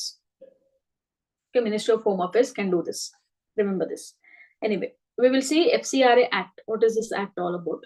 So, Foreign Contribution Regulation Act, which is a law enacted by the Parliament of India to regulate the acceptance and utilization of foreign contributions by individuals, associations and companies. Associations ಆಗಿರ್ಬೋದು, companies ಆಗಿರ್ಬೋದು, individuals ಇಂದ accept ಮಾಡೋದಕ್ಕೆ ನಾವು FCRA ಅಂತ ಕರಿತೀವಿ. ಅಂದ್ರೆ ಅದು act focuses on that. Prohibition ಯಾವುದಕ್ಕೆ? ಯಾವಾಗ ಒಂದು ಆರ್ಗನೈಸೇಷನ್ ಫಾರಿನ್ ಕಾಂಟ್ರಿಬ್ಯೂಷನ್ ತಗೊಳ್ಳುವಾಗಿಲ್ಲ. The act prohibits the receipt of foreign contributions for any activities detrimental to the national interest. ಈಗ ಎಷ್ಟೋ ಆರ್ಗನೈಸೇಷನ್ಸ್ ನ ಅಲ್ವಾ, ಈಗ popular front of India, I don't know whether it is cancelled. There are certain organizations, ಎಷ್ಟೋ ಸಂಘಟನೆಗಳಿದೆ ಇಂಡಿಯಾದಲ್ಲಿ. So ಎಷ್ಟೋ ಸಲ ಇಲ್ಲಿ ಫಂಡ್ ಆಗೋದ್ಕಿಂತ ತುಂಬಾ ಚೆನ್ನಾಗಿ, ಮೇ ಬಿ ನ್ಯೂಸ್ ಆಗಿರ್ಬೋದು ಅಥವಾ ಮತ್ತೊಂದು ಥಿಂಕ್ ಟ್ಯಾಂಕ್ ಆಗಿರ್ಬೋದು, ರಿಸರ್ಚ್ ಬೇಸ್ಡ್ ಆರ್ಗನೈಸೇಷನ್ ಆಗಿರ್ಬೋದು, ಅದಕ್ಕೆಲ್ಲ ಇಂಡಿಯಾದಲ್ಲಿ ಚೆನ್ನಾಗಿ ಆಪರೇಟ್ ಆಗ್ತಾ ಇರುತ್ತೆ, ಅದಕ್ಕೆ ಫಂಡ್ ಬರುತ್ತೆ ಅಂತ. ಮೇ ಬಿ ರಿಲಿಜಿಯಸ್ ಆರ್ಗನೈಸೇಷನ್ಸ್ ಆಗಿರ್ಬೋದು, any religion for that matter, obviously apart from this one. Certain times Sikh or Christian or Muslim or maybe anything that is apart from what do you call as maybe in a minority or maybe anybody, It is said to be cancelled in the center, but some states didn't accept the ban. Okay, this PFI, right? You mentioned it. Okay. So ಈ ರೀತಿಯಾಗಿ ಇರುತ್ತೆ. So ಯಾವಾಗ ಅದು criteria ಕೆಳಗೆ ಬರಲ್ಲ ಮತ್ತೆ ಅದರ activities ಆಗಿರ್ಬೋದು, inciting it, if at all it incites any such actions which is detrimental or harmful to the national interest, ಅದನ್ನ ಬ್ಯಾನ್ ಮಾಡೋಕೆ ಈ ಆಕ್ಟ್ ಅನ್ನ ತಂದಿದ್ದಾರೆ. ಕಾಂಟ್ರಿಬ್ಯೂಷನ್ ಸ್ಟಾಪ್ ಆದ್ರೆ ಏನಾಗುತ್ತೆ, ಆಕ್ಟಿವಿಟಿ ಸ್ಟಾಪ್ ಆಗುತ್ತೆ ಅಂತ ಅನ್ನೋ concept. Okay, so registration, organizations require the government's permission to receive funding from the abroad, not for to set up an organization, but ಯಾವ ರೀತಿ ಎಲ್ಲಿಂದ ಫಂಡ್ ಬರ್ತಾ ಇದೆ ಅದ್ರ ಬಗ್ಗೆ ಟ್ರಾನ್ಸ್ಪರೆನ್ಸಿ, ಅಕೌಂಟಬಿಲಿಟಿ ಇರಬೇಕು ಅನ್ನೋದೇ FCRA Act. And implementation, the act is implemented in convergence with the various union government ministries and agencies, state authorities, and a network of formal and informal institutions and individuals. Okay, so penalties ide. The act provides for penalties for making false statements, delivering false accounts, and for contravention of any provision of the act. Plus penalty irutte. They are not only cancelling the registration, but also penalties. Yavade ಒಂದು false statement ಮಾಡಿರಬಹುದು, false accounts ಕೊಟ್ಟಿರಬಹುದು, ಅಥವಾ provisions of the act ವಿರುದ್ಧವಾಗಿ ಯಾವ್ದಾದ್ರು ನಡೆದ್ರೆ ಅದಕ್ಕೆ penalty ಇರುತ್ತೆ. So recent ಆಗಿ ಅದು ಅಮೆಂಡ್ ಆಗಿದೆ. Foreign Contribution Regulation Amendment Act 2020 certain changes ಮಾಡಿದ್ದಾರೆ. ಸೊ ಅದ್ರ ಮೂಲಕ ಈ ರೀತಿಯಾದ ಕ್ಯಾನ್ಸಲೇಷನ್ ನಡೀತಾ ಇದೆ. ಕ್ಯಾನ್ಸಲೇಷನ್ ಮಾತ್ರ ಅಲ್ಲ, you can see for this particular organization recent ಆಗಿ IT raids ನಡೀತಾ ಇತ್ತು. After the IT raids only they got to know, okay, this is like illegal or this is not required. That is why the registration was cancelled. FCRA is a very common concept. We never know. Remotely, very simple aspect ಕೇಳೋ ಸಾಧ್ಯತೆ ಇದೆ, not on the organization.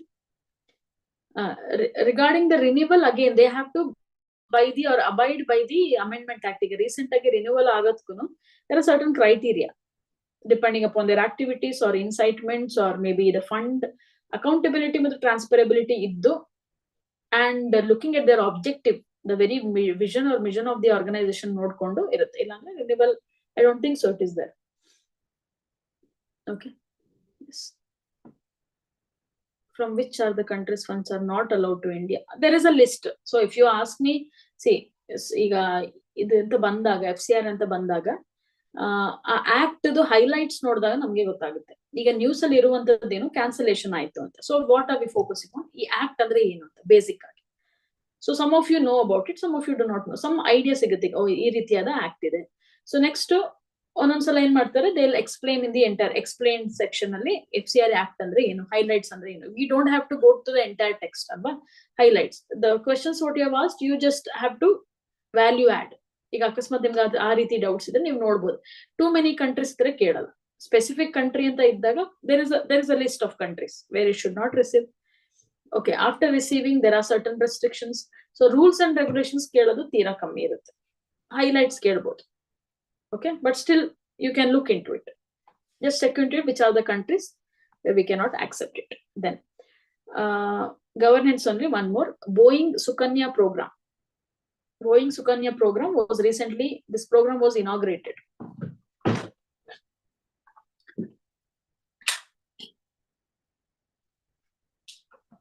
So what is this program all about? Yes.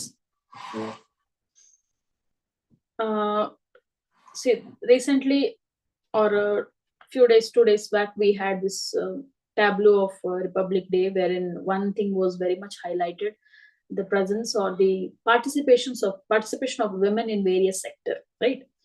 So considering that, or maybe what do you call it, today is like, not today, it is like this week's news only, that's why it is today there, don't get confused. So Bangalore alli you know, Boeing Engineering and Technology Center campus, BIETC campus na launch ಮಾಡ್ತಾರೆ, recent ಆಗಿ inaugurate ಆಯ್ತು. So ಈ program ಏನಂತ ಅಂದ್ರೆ, it is related to girl children, entry of girl children into countries growing aviation sector. Boeing ಅನ್ನೋದು ಒಂದು flight name ಅಲ್ವಾ, airlines name. So ಅದಕ್ಕೋಸ್ಕರ ಈ ಹೆಸರು ಇಟ್ಟು, ಮತ್ತು it is a collaboration of the, what do you call it, United States and India. So it becomes, in India it will become, or it is going to become, the largest aerospace engineering facility of Boeing outside the United States. USA ಅಲ್ಲಿ ಬಿಟ್ಟು ಬೇರೆ ಕಡೆ ನೋಡಿದ್ರೆ ಇದೇ largest aerospace engineering facility. ಇದು ಯಾಕೆ inaugurate ಮಾಡ್ತಾರೆ ಅಂತಂದ್ರೆ, why it is called as Sukanya program. It is called as a program is called as Sukanya program, but the institution is called as BIETC. Okay, Boeing India Engineering and Technology Center. So ಈ inauguration ಮಾಡಿದಾಗ ಒಂದು programme launch ಮಾಡ್ತಾರೆ, that is Boeing Sukanya programme, which aims to support the entry of more girl children into growing aviation sector. ಈ ನಿರ್ಧಾರ ಯಾಕೆ ತಗೊಳ್ತಾರೆ ಅಂದ್ರೆ, over the years as per many reports it is said that girls or women are entering into the concept, or what you call as the area of STEM anta kariತೀವಿ ನಾವು, STEM, STEM. What is the STEM stands for? What is STEM? STEM educational sector ಅಲ್ಲಿ STEM ಅಂದ್ರೆ ಏನು? STEM stands for what? There is a notion, there is a tendency that female participation, yes, good, female participation in science, technology, engineering, mathematics. M stands for mathematics. So ಈ areas ಅಲ್ಲಿ, yes, ಈ areas ಅಲ್ಲಿ ಏನಂತಾರೆ, ಅವ್ರದ್ದು participation ಕಮ್ಮಿ ಇತ್ತು, ಅಥವಾ because of the various social stigma or whatever it is, right? Or maybe the social conditions. Over the years we can see their participation has increased to even boost it, or maybe in any sector, to boost the participation of women, female workforce. ಈ program ನ ತಂದಿದ್ದಾರೆ ಅಂತ ಹೇಳ್ಬೋದು. So we will see the key points of this Boeing program, that is, as I told you, STEM here for your reference. Okay, STEM is an approach to education that focuses on hard sciences, develops critical thinking skills, and improves problem solving abilities. So it's adondu notion ಏನಂತಂದ್ರೆ, ಮೇಲ್ ಅಥವಾ men ಮಾತ್ರ ಈ science, technology, engineering scientist ಅನ್ನೋದೇ ಒಂದು ಅದನ್ನ gender rolls ತರ ಮಾಡ್ಬಿಟ್ಟಿದ್ದಾನೆ. ಅಂದ್ರೆ scientist ಅಂದ್ರೆ ಮ್ಯಾಥಮೆಟಿಷಿಯನ್ ಅಂತ ಅಂದ್ರೆ ಎಲ್ಲ ಮೇಲೆ ಬಂದ್ಬಿಡ್ತಾರೆ, ಯಾರು ಫಿಮೇಲ್ ಇಲ್ಲ ಅಂತ. Actually, that is also true. Very less people, very less female were involved in it. But today that is not the case. So to encourage them to, or female to get into the aviation sector also, this program is launched. Okay, the program aims to empower girls and women in STEM fields, offering training for aviation jobs. Idondu training center illi enu launch ಮಾಡಿದಾರದು. It includes creating STEM labs at 150 locations to foster interest and providing scholarships for women training to be pilots, to become pilots. So that is why this Boeing aviation aerospace facility has been built or inaugurated. India boasts a noteworthy 15% of female pilots, 3 times the global average. India dalli 15% of the pilots are female. And while female enrollment in STEM courses has risen to over 42% in 2021-22, workforce participation remains at a modest. Andre 42% ಅಷ್ಟು courses ತಗೊಳ್ಳಷ್ಟು female enter ಆಗ್ತಿದ್ದಾರೆ ಈ ಕೋರ್ಸ್ಗೆ. But work force ಅಂತ ಬಂದಾಗ still it is 14. That is like ironical actually. They are getting their education. Many people are getting in to science, technology, engineering and mathematics. But work force ಅಲ್ಲಿ ಅಷ್ಟು ಕಾಣಿಸ್ತಾ ಇಲ್ಲ. ಅದು ಒಂದು ಇನ್ನು ಕನ್ಸರ್ನ್ ಇದೆ. But we can see that it is appreciated that almost approximately 50% people are there. So this is one statistics.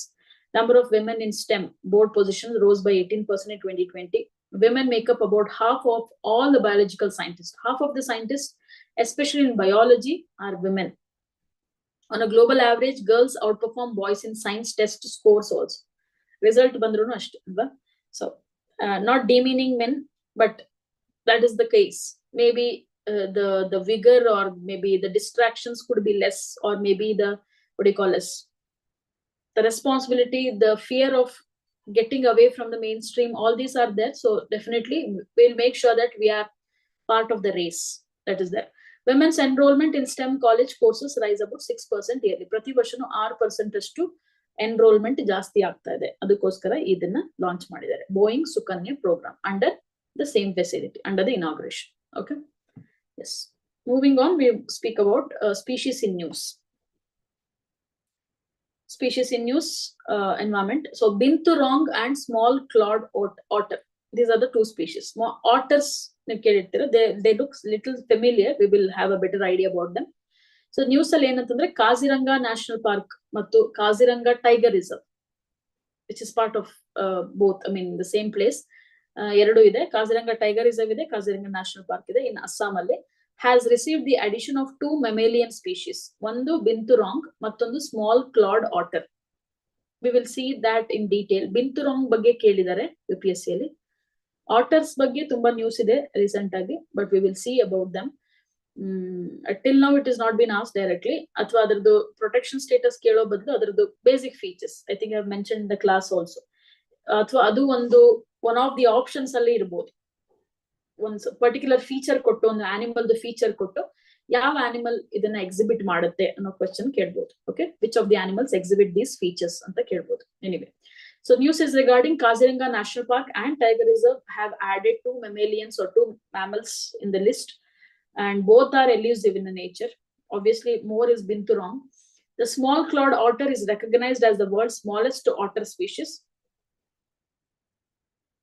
Golden tiger photo has been captured in 2019 in Kaziranga. Okay, you just added the input, fine.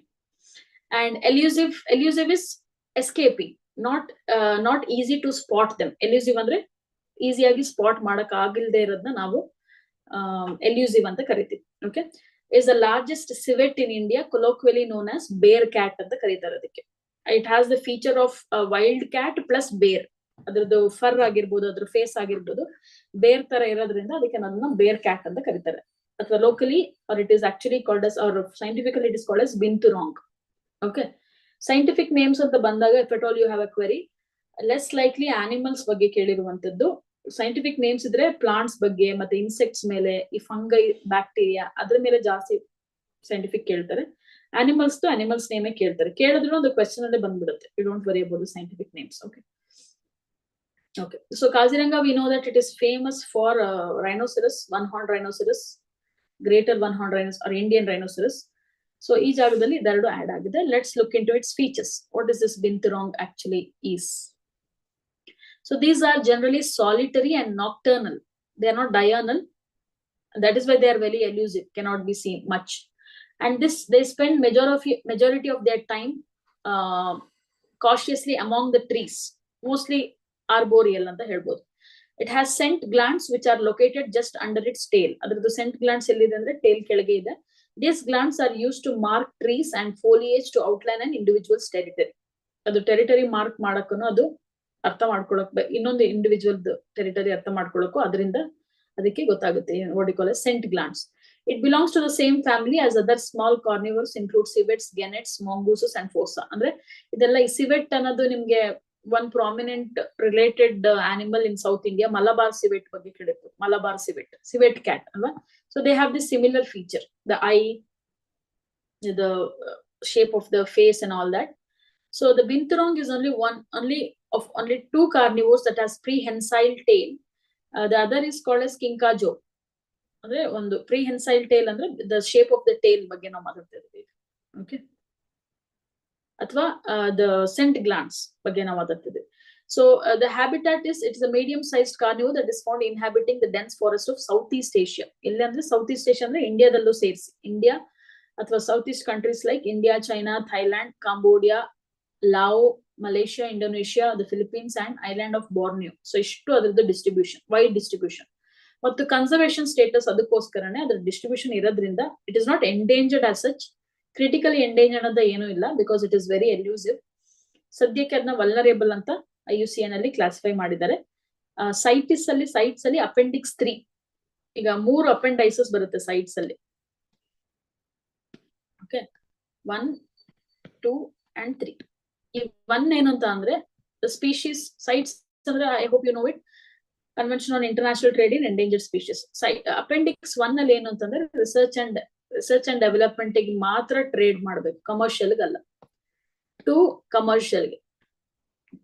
I'm just briefing it up because sites is very important because it's been added in WPA recently.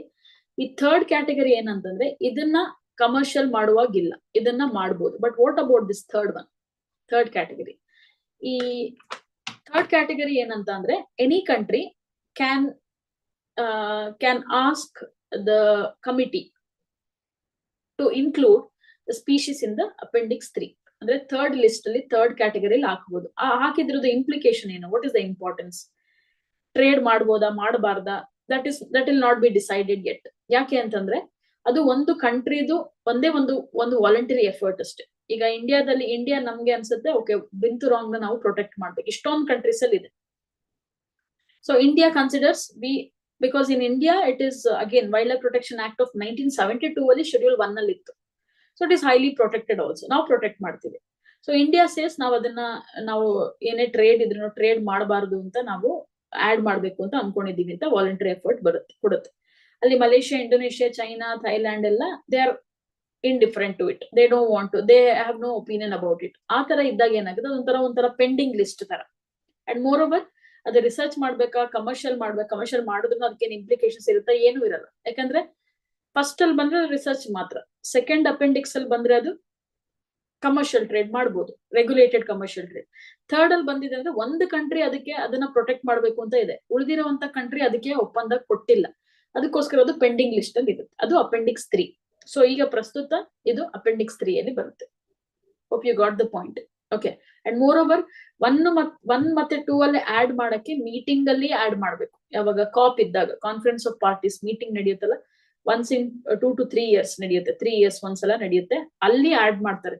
1 ಮತ್ತೆ 2 ಗೆ add ಮಾಡ್ಬೇಕಾಗಿರುವಂತ species ನ. Third ಅಲ್ಲಿ add ಮಾಡ್ಬೇಕು ಅಂತಂದ್ರೆ meeting ಗೆ attend ಮಾಡ್ಬೇಕು ಅಂತ ಇಲ್ಲ, ಕಂಟ್ರಿ ಒಂದು ಅಪೀಲ್ ಕಳಿಸಬಹುದು. ಏನಂತ ಅಂದ್ರೆ ಈ ಸ್ಪೀಶೀಸ್ ನ ಥರ್ಡ್ ಅಲ್ಲಿ ಆಡ್ ಮಾಡಿ ಅಂತ ಅಂದ್ಬಿಟ್ಟು ಸೈಟ್ಸ್ ಹೇಳುತ್ತೆ. You can trade it, you can do whatever you want. It is not regulated as such because the other countries are already doing. You might be protecting. That is the idea of third. I'm just briefing it. So wherever we get a chance about convention, so I have to tell you this as a part of current affairs. In static classes, you will be learning it. Okay. Then, so this is about binturong, small clawed otter. So it partially exhibits, otters means these are aquatic basically, right? So exhibits partially webbed feet and short claws, enhancing their adeptness as hunters in aquatic environments, as they can swim. So they have this webbed feet. This mammal boasts a broad distribution range spanning from India eastwards to Southeast Asia, southern China, wide distribution. ಇಂಡಿಯಾದಲ್ಲಿ ಎಲ್ಲೆಲ್ಲಿ ಇದೆ ಅಂತಂದ್ರೆ West Bengal, Assam, Arunachal Pradesh, Karnataka, Tamil Nadu and Kerala. Western Ghats ಅಲ್ಲಿ ನೀರಿರುವಂತ ಜಾಗದಲ್ಲಿ ನಾವು small clawed ಆಟರ್ ನ ನೋಡ್ಬೋದು. 3 ಆಟರ್ ಸ್ಪೀಶೀಸ್ ಇದೆ ಇಂಡಿಯಾದಲ್ಲಿ ಐಡೆಂಟಿಫೈ ಆಗಿರುವಂತದ್ದು. ಒಂದು small clawed otter, one more is Eurasian otter, and the other one is I cannot recollect, but we have 3 otter species. All are highly protected, absolutely protected. This is the smallest. Small clawed otter, Eurasian otter, the other one something related to smooth furred or smooth skin otter anta eno barutte, adna check ಮಾಡಿ. ಮೂರನೇದು ಆಟರ್ species ಯಾವುದು? 3 ಬರುತ್ತೆ. Okay. So habitat, they are primarily found in freshwater habitat, sustaining themselves with a diet comprising fish and crustaceans. So they are actually carnivores in nature. And remember, they are not solitary, they live in groups. Otters live in groups, not alone. Threats: habitat destruction, deforestation, reduction in prey biomass, fishes illadirodrinda, yakandre fresh water alli fishes illa antandre, so they keep on moving or they might even die out of starvation. So these are the small clawed otters idea. And IUCN alli idu vulnerable, but sites alli appendix 1, highly protected, not for commercial purpose at all. It is required only for research and education. Okay, this is about small clawed otter. Then ಇನ್ನೊಂದು species Gangetic dolphin. Gangetic dolphin ಬಗ್ಗೆ ಕೊಡೋದಕ್ಕಿಂತ ಹೆಚ್ಚಾಗಿ the idea here is to understand. Gangetic dolphin ಅಂದ ತಕ್ಷಣ ಅದು Ganga river ಹತ್ರ ಇರುತ್ತೆ, ಗಂಗಾ ಅಥವಾ ನಾರ್ತ್ ಇಂಡಿಯಾದಲ್ಲಿ ಇರುತ್ತೆ ಅಂತ, ಅಥವಾ tributary of Ganga and Brahmaputra ಅಂತ ಹೇಳ್ತೀವಿ. ಬಟ್ ಇಲ್ಲಿ ನ್ಯೂಸ್ ಫಸ್ಟ್ ನೋಡೋಣ, ಆಮೇಲೆ I will speak about it. So Gangetic dolphin rescued in Odisha may be indicator of more fresh water dolphins in river. ಒಡಿಶಾದಲ್ಲಿ Gangetic dolphin was spotted. Where is Odisha? Where is Gangetic plain? Alva. So news ಏನಂತ ಅಂದ್ರೆ recently a Gangetic dolphin was rescued in Odisha.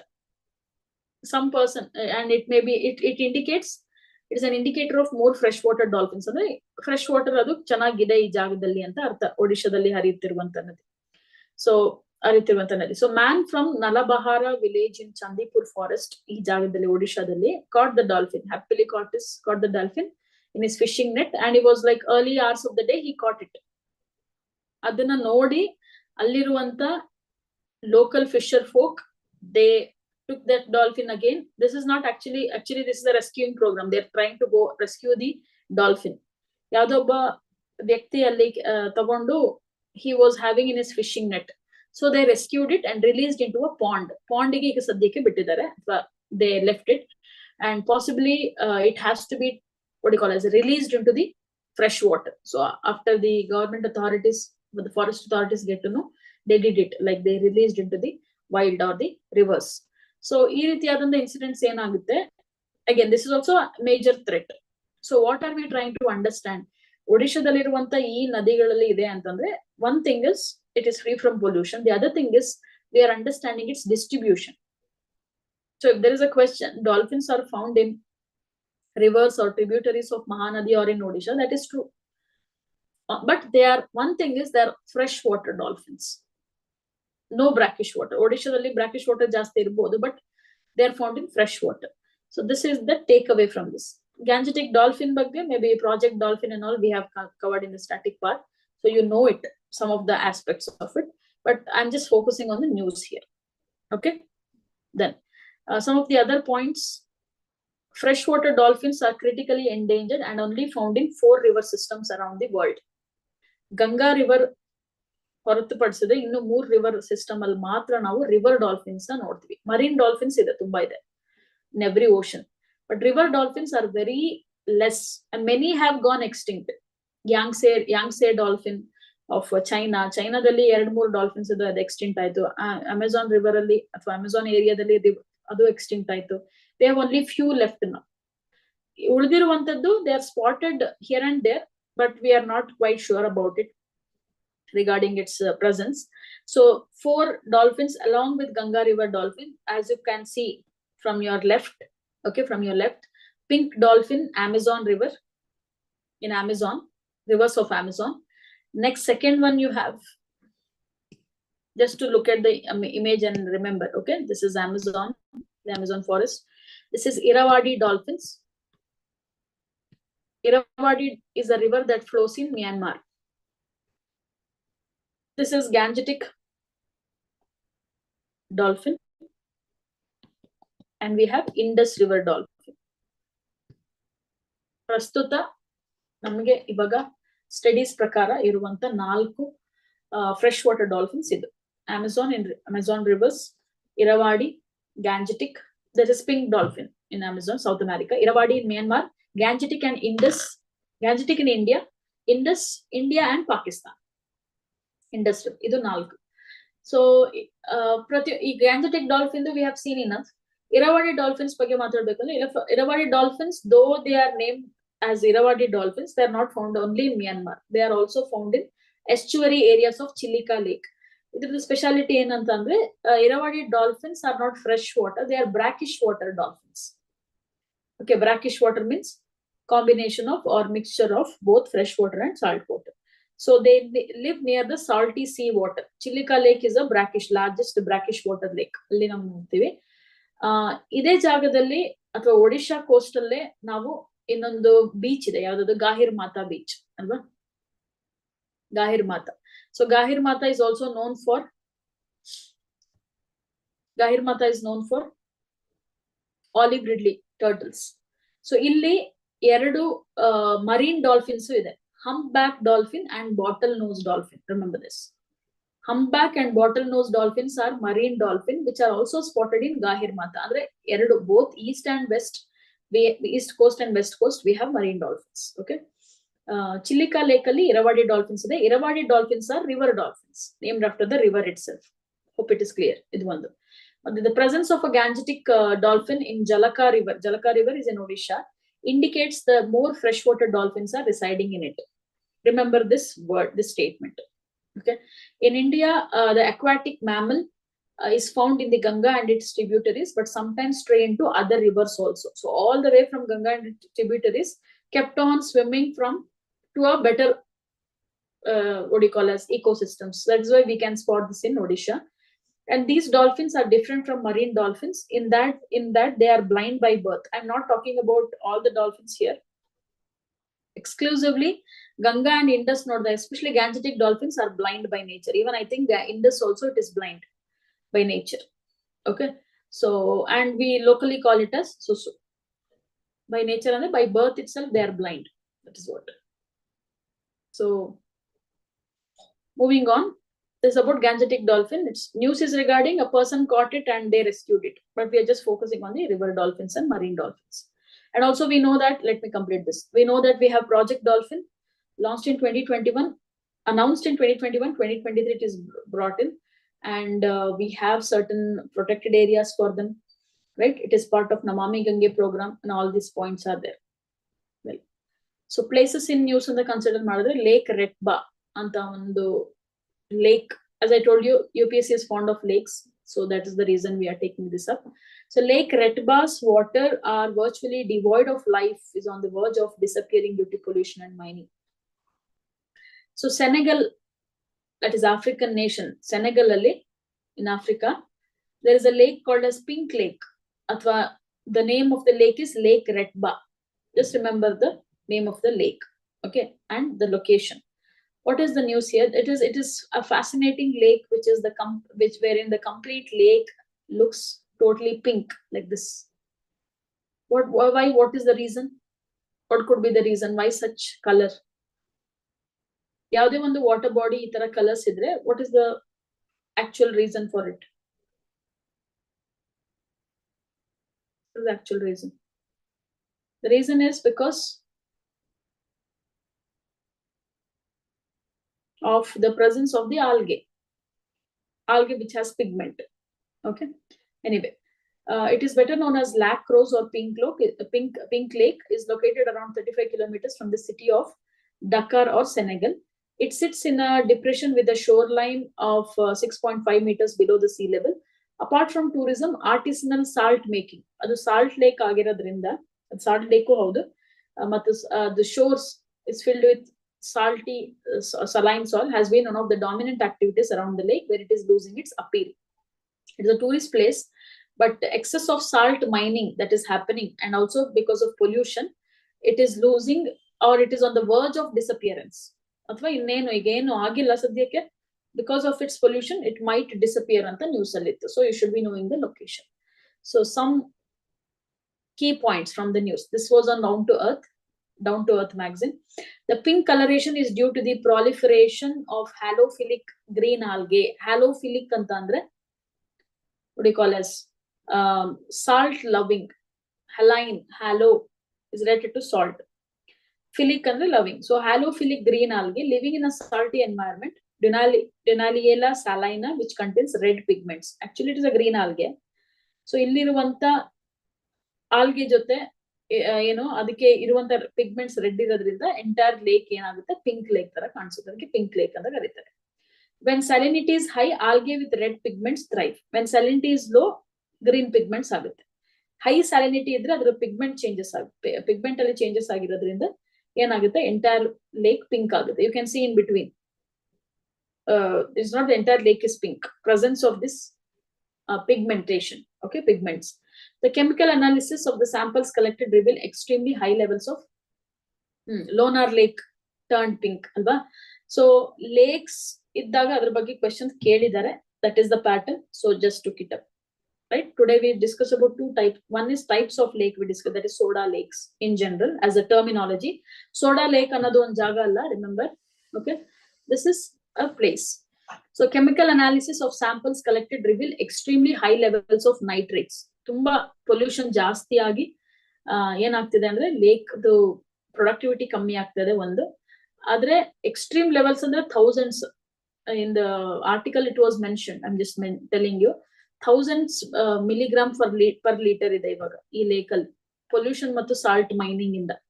Okay, but the nitrate limit set by the World Health Organization is 50 milligrams per liter for water to be considered potable. Potable ಅಂದ್ರೆ usable. ಆದ್ರೆ ಇದು thousands ದಾಟ್ ಹೋಗಿದೆ. ಅದಕ್ಕೋಸ್ಕರ ಅದು it is under threat.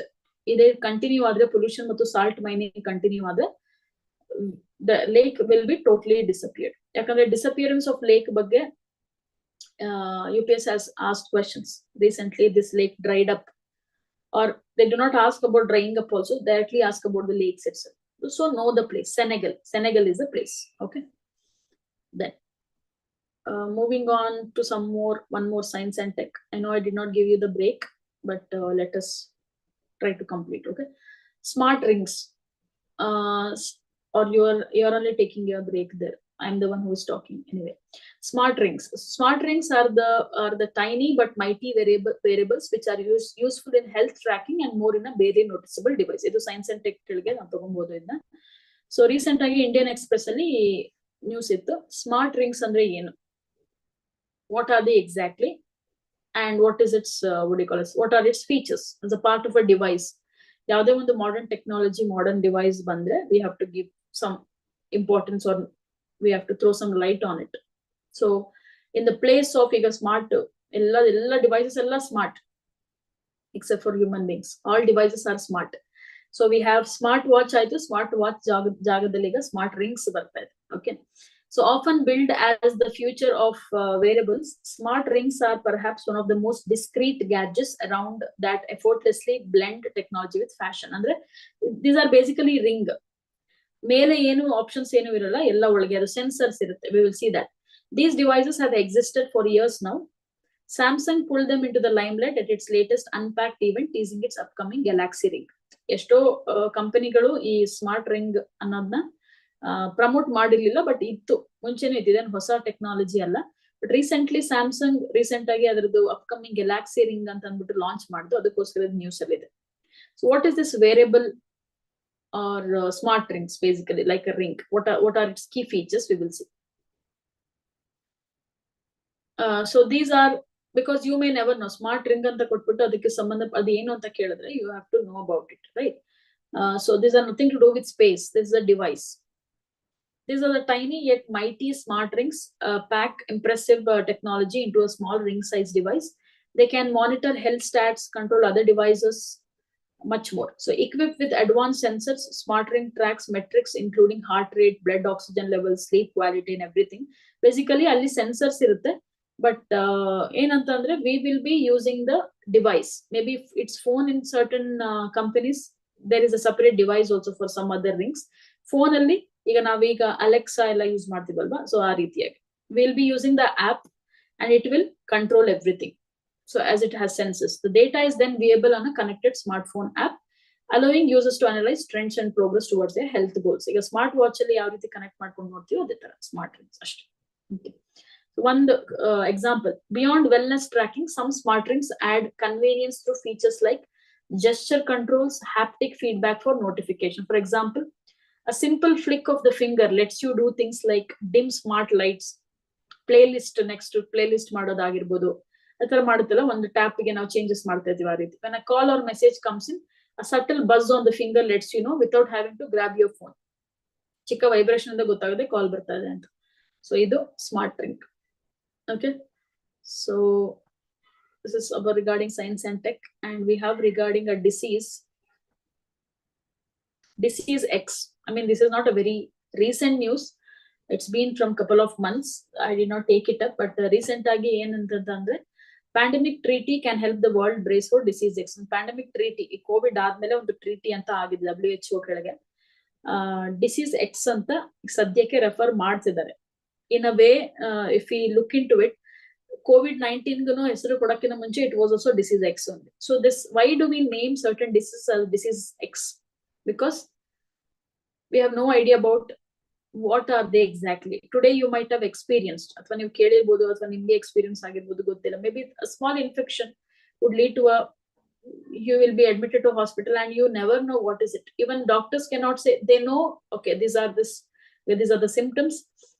These are the, what you call as, treatment should be given, but where is it coming from? What is the cause that we are not able to identify? That is the condition we are in. So certain times the diseases can be given as X without knowing the name, because we have no idea what is the exact source of it, right? Sometimes treatment can be there, sometimes as we do not know what is it exactly, we try out, trial and error. We'll try, okay, maybe this is related to this, we can try it out. That is what happening. So we will see the news. Recently, the World Health Organization emphasized the urgent need for global preparedness against a potential new pandemic referred to as disease X.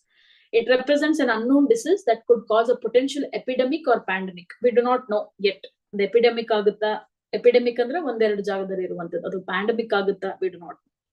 So with an unprecedented impact on health infrastructure and mortality, it can be there. Experts say that it is most likely to be a zoonotic disease with a RNA virus. RNA virus will be far worse because of its replication, and mortality rates increase ಆಗ್ಬೋದು. COVID-19 ಕಿಂತ ಜಾಸ್ತಿ ಆಗ್ಬೋದು ಅಂತ ಒಂದು ವಿಷಯ. ಇದು it's been viral, it's there in the news from past few months, but as it was discussed recently, we are talking about it. Okay, ಏನ್ key points ಏನಂತ ಅಂದ್ರೆ, ಈ X virus, disease X ಅನ್ನೋದು next global pandemic ಆಗುತ್ತಾ? The question. So it is referred to as a hypothetical pathogen or threat that can cause a major pandemic in future. It could be a new agent, a virus, or a bacteria, or a fungus. No idea. That's why X. The term coined by scientists and the WHO could be any of the 25 families of viruses that have capability to cause illness in people. So they have identified certain viruses. So virus can be more elusive when compared to bacteria or fungus. Even fungus as well. So virus will be more lethal. So disease X was included in the WHO's updated blueprint list of diseases back in 2018. 2018 ಅಲ್ಲಿ ಈ virus ಇಂದನೂ ಅಥವಾ ಇಷ್ಟು list family of virus ಇಂದನೂ ಬರ್ಬೋದು ಅಂತ ಒಂದು list ಅಲ್ಲಿ already ಇತ್ತು 2018 ಅಲ್ಲೇ. Scientists are of the opinion that disease X could be 20 times more deadly than SARS-CoV virus that caused pandemic recently. It represents an illness which is currently unknown but could pose a serious microbial threat to humans in the future. Just to have an awareness, disease X andre ಏನು news ಅಲ್ಲಿ ಏನಿತ್ತು ಇದ್ರ ಬಗ್ಗೆ. In future you have to keep a tab on it. We do not know, but just have an awareness. This is the news that is running around where it could be the next global pandemic anta andu. Okay, yes. Next is site program. It is regarding green hydrogen. So green hydrogen athwa national green hydrogen mission questions have been asked. Okay, green, ಈ word green use ಮಾಡ್ಕೊಂಡು green hydrogen ಬಗ್ಗೆ already ಕೇಳಿದ್ದಾರೆ, recent ಆಗಿ question ಕೇಳಿದ್ದಾರೆ. ಸೊ ಅಲ್ಲಿ recent ಆಗಿ ಒಂದು ಪ್ರೋಗ್ರಾಮ್ ಲಾಂಚ್ ಮಾಡಿದ್ದಾರೆ, ಸೈಟ್ ಅಂತ programme. Okay, the union ministry of new and renewable energy, green energy ಈ ಮಿನಿಸ್ಟ್ರಿ ಕೆಳಗೆ ಬರುತ್ತೆ. Recently published guidelines and incentives to promote the procurement of green hydrogen as a part of NGHM. ಅಂದ್ರೆ incentives ಯಾರ್ಗೆ? ಇದು ಕಂಪನೀಸ್ಗೆ. Indian Oil Corporation or various corporations are there, right? Fuel corp, which are in the renewable energy, the new renewable energy, non-renewable energy, already industrial iruvantavrige. Okay, so under the mission, these many crores has been set aside for site program. ಏನಂದ್ರೆ domestic electrolyser manufacturing ಮತ್ತು green hydrogen production. ಯಾಕಂದ್ರೆ government invest ಮಾಡಲ್ಲ. Government is asking that those companies, those who are doing it, we will incentivize, we will allot these many rupees for that. Incentivize production of green hydrogen. Which companies take it up, they'll be incentivized. Not like exactly providing the investment cost and all that, promoting it. Because we are trying to, why are we doing this? Again, going back to that question, we are doing this because we have promised we have taken this target at the global level. By 2030 ಒಳಗೆ ನಮ್ದು ಇಂಡಿಯಾದಲ್ಲಿ ಏನೆಲ್ಲ operations, industrial operations ನಡೀತಾ ಇದೆ, 50% ಅಷ್ಟು renewable energy ಮಾಡ್ತೀವಿ ಅಂತ we have a commitment in one of the Panchamrit. 5 goals ನಮ್ಗೆ ಇದೆ, ಕ್ಲೈಮೇಟ್ ಚೇಂಜ್ ಗೋಲ್ಸ್, ಪಂಚಾಮೃತ್ ಅಂತ ಕರೀತಾರೆ. It was negotiated or it was brought forward in COP26. ಈಗ COP28 ನಡೀತು. COP26 ಗ್ಲಾಸ್ಗೋ ಅಲ್ಲಿ ಒನ್ ಆಫ್ ದ 5 ಗೋಲ್ಸ್ ಅಲ್ಲಿ ಏನಂತಂದ್ರೆ 2030 ಒಳಗೆ ನಾವು 50% ಆಫ್ ಎನರ್ಜಿ ಇಂಡಿಯಾದಲ್ಲಿ ರಿನ್ಯೂವೇಬಲ್ ಎನರ್ಜಿ ಆಗಿರುತ್ತೆ. So in order to switch to it, we are taking this up. Okay, so to qualify for incentives under the scheme, bidders andre the companies, private companies must meet the criteria outlined in the National Green Hydrogen Mission. ಅಂದ್ರೆ ಈ standard ಕೆಳಗೆ ಇರಬೇಕು first, ಹಾಗಾದ್ರೆ ಮಾತ್ರ ಈ tender they can take it up. Okay, these incentives are designed to facilitate cost reduction and rapid expansion. ಬೇಗ expand ಆಗ್ಲಿ, ಈ ಹೈಡ್ರೋಜನ್ ಫ್ಯೂಲ್ ನ ನಾವ್ ಇನ್ನೂ ಜಾಸ್ತಿ ಯೂಸ್ ಮಾಡೋ ತರ ಆಗ್ಲಿ ಅಂತ ಈ ಪ್ರೋಗ್ರಾಮ್ ನ ಲಾಂಚ್ ಮಾಡಿದ್ದಾರೆ. So will see what is the SIGHT programme all about. ಅಂದ್ರೆ ಬರೀ ಟೆಕ್ನಿಕಲ್ ಡೀಟೇಲ್ಸ್, ಅಟ್ ಲೀಸ್ಟ್ ಈ ಪ್ರೋಗ್ರಾಮ್ ಯಾವ್ದಕ್ಕೆ ಸಂಬಂಧಪಟ್ಟಿದ್ದ ಅಂತಾದ್ರೂ ಜ್ಞಾಪಕ ಇಟ್ಕೋಬೇಕು. Okay, So it is a sub-component. A strategic intervention for green hydrogen transition program is related to National Green Hydrogen Mission. So it aims to bolster domestic electrolyzer manufacturing and green hydrogen production. ಇನ್ನು ಜಾಸ್ತಿ green hydrogen produce ಮಾಡಕ್ಕೆ. So ಇಷ್ಟು ಕ್ರೋರ್ಸ್ ನ dedicate ಮಾಡಿದೆ. I am not reading it, just it doesn't matter, statistics matter ಆಗಲ್ಲ unless you are writing state level exam. State level exam ಅಲ್ಲಿ ಕೇಳ್ತಾರೆ ಎಷ್ಟು ಕ್ರೋರ್ ಬಜೆಟ್ ಗೆ ಎಷ್ಟು ಕೊಟ್ಟಿದ್ದಾರೆ, ಅಲಾಟ್ ಮಾಡಿದ್ದಾರೆ ಅಂತೆಲ್ಲ. UPSC ಲಿ ಕೇಳಲ್ಲ. Okay, incentive for manufacturing of electrolysers, incentive for production of green hydrogen. ಇಷ್ಟು ಕ್ರೋರ್ಸ್ ಆಫ್ ಮನಿನ ಯಾವ ಕಂಪನಿಗಳು ಬಿಡ್ ಮಾಡಿ ತಗೊಳುತ್ತೆ ಅಥವಾ ಯಾವ ಕಂಪನಿ ಆ ಸ್ಟ್ಯಾಂಡರ್ಡ್ಸ್ ಅಲ್ಲಿ ಬರುತ್ತೆ ನ್ಯಾಷನಲ್ ಗ್ರೀನ್ ಹೈಡ್ರೋಜನ್ ಮಿಷನ್ ಕೆಳಗೆ, ಅವ್ರಿಗೆ ಇನ್ಸೆಂಟಿವೈಸ್ ಮಾಡ್ತಾರೆ. Government will fund their like a tender. Depending on the markets and technology development, specific incentive schemes and programs will continue to evolve as mission progress. The implementing agency yaudandre Solar Energy Corporation of India. This you have to remember. Okay, implementing the ministry is Ministry of New and Renewable Energy, MNRE. ಇದನ್ನ implement ಮಾಡ್ತಿರೋದು national green hydrogen mission, MNRE. ಅದೇ implementing agency ಯಾವುದು? Solar energy corporation of India. Such statements can be asked. ಯಾವ agency? Department of science and technology ಅಂತ ಕೊಟ್ಬಿಟ್ರೆ you should be knowing it. It is the solar energy corporation of India, SECI, is actually implementing it. ಇದು green hydrogen ಬಗ್ಗೆ for this news. ಹಂಗಂತ ಇಷ್ಟೇ ಅಲ್ಲ, you have to go back to the concept of green hydrogen ಮತ್ತು ನೀವು check ಮಾಡಬೇಕು what is this national green hydrogen mission. The basic idea about it should be seen. Okay. Okay, one more is Have you sure ಅಂತ recent ಆಗಿ ಒಂದು India's first indigenously developed hepatitis A vaccine was launched. Hepatitis ಬಗ್ಗೆ diseases ಬಗ್ಗೆ ಕೇಳಿದ್ದಾರೆ. It is not so very prominent, but it's been asked, and moreover it's for awareness we should be knowing about it alwa, hepatitis. So ಈ vaccine first time ಇಂಡಿಯಾದಲ್ಲಿ hepatitis A ಗೆ vaccine launch ಮಾಡಿರೋದ್ರಿಂದ ಹೈದರಾಬಾದ್ ಅಲ್ಲಿ, and indigenously develop ಆಗಿರೋದ್ರಿಂದ we have to know about it. Okay, so it was launched by Indian Immunologicals Limited, a wholly owned subsidiary of National Dairy Development Board. Launched India's first indigenously developed hepatitis A vaccine, Havisure, in Hyderabad. Havisure refers to hepatitis A vaccine. It is a 2-dose vaccine. First dose administered at about 12 months of age, and second at least 6 months after the first dose. So in the initial years or the initial months of individual, this vaccination has to be given. The vaccine is recommended for children as part of the routine immunization, as well as for individuals at the risk of exposure or travel to the regions of high hepatitis A prevalence. So idu children ge recommend madida mattu individuals ge yarella jaasti high hepatitis iruvanta jagadalli travel agirbodu ಅಥವಾ exposure irbodu ಅವ್ರಿಗೆ ಈ vaccine ಆಗುತ್ತೆ ಅಂತ ಹೇಳಿದ್ದಾರೆ. So ಇಲ್ಲಿ vaccine ಗಿಂತ ಹೆಚ್ಚಾಗಿ diseases ಬಗ್ಗೆ ಕೇಳೋ ಚಾನ್ಸಸ್ ಇದೆ. Some idea, basic idea about hepatitis A. So it is an inflammation of the liver, remember. That's the main point. What is hepatitis? Hepatitis A caused by a virus. And what is this exactly? It is an inflammation of the liver. Okay. The virus is primarily spread when an uninfected person ingests food or water that is contaminated with the feces of an infected person. Already infect agiruvanta vyakti jote food athwa water idre allinda andre it is like contagious, it spreads. Hepatitis can be acute infection or a chronic infection. Short term problem irbodu, long term infection agirutte. There are different types of hepatitis. It is viral hepatitis is the most common type. Adrallunu A, B, C, D and E ಇದೆ. Hepatitis virus alli there are what do you call as 5 types: A, B, C, D and E. Alcoholic hepatitis can be caused by heavy alcohol. Liver, again it is inflammation of the liver ಆಗಿರೋದ್ರಿಂದ alcoholic hepatitis.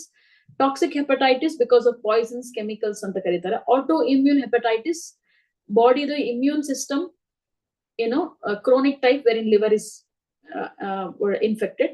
The cause is not known for autoimmune, but genetics and your environment may play a role.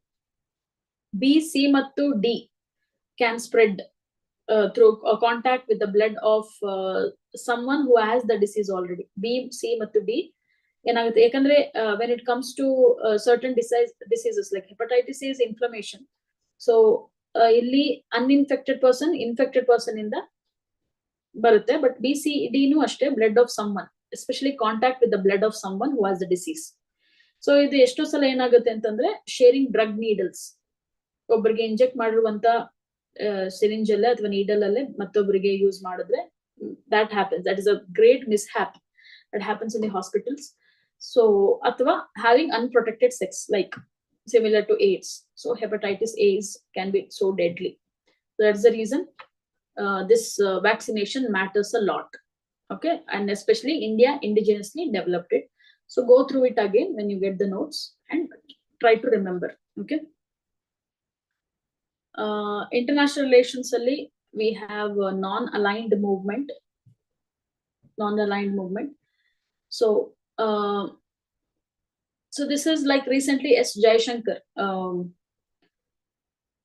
from MEA has attended, Minister of External Affairs had attended this summit which was held in Uganda's capital Kampala. Just keep in mind Uganda ಈ ಜಾಗನ locate ಮಾಡಿ map ಅಲ್ಲಿ ಆಫ್ರಿಕಾದಲ್ಲಿ. So Uganda has taken over as chair from Azerbaijan to run until 2027. ಉಗಾಂಡಕ್ಕಿಂತ ಮುಂಚೆ Azerbaijan chairperson ಆಗಿತ್ತು, ಈಗ Uganda till another few years 2027 ತನಕ. Recent summit is 19th meeting, non-aligned movement, NAM summit. I believe that you might have heard about it, but still we'll have a few key points regarding it. But ಇದು summit ಬಗ್ಗೆ news summit ಬಗ್ಗೆ ಇತ್ತು. Then Mr. S. Jaishankar attended it. That's the thing. So they discussed multiple conflicts, climate change, inflation, growth challenges. So basically ಅದನ್ನ start ಮಾಡಿರುವಂತ ಅಥವಾ ಈ movement start ಆಗಿರುವಂತ ಉದ್ದೇಶ ಏನು? What was the idea behind non-aligned movement? What was India's role in it?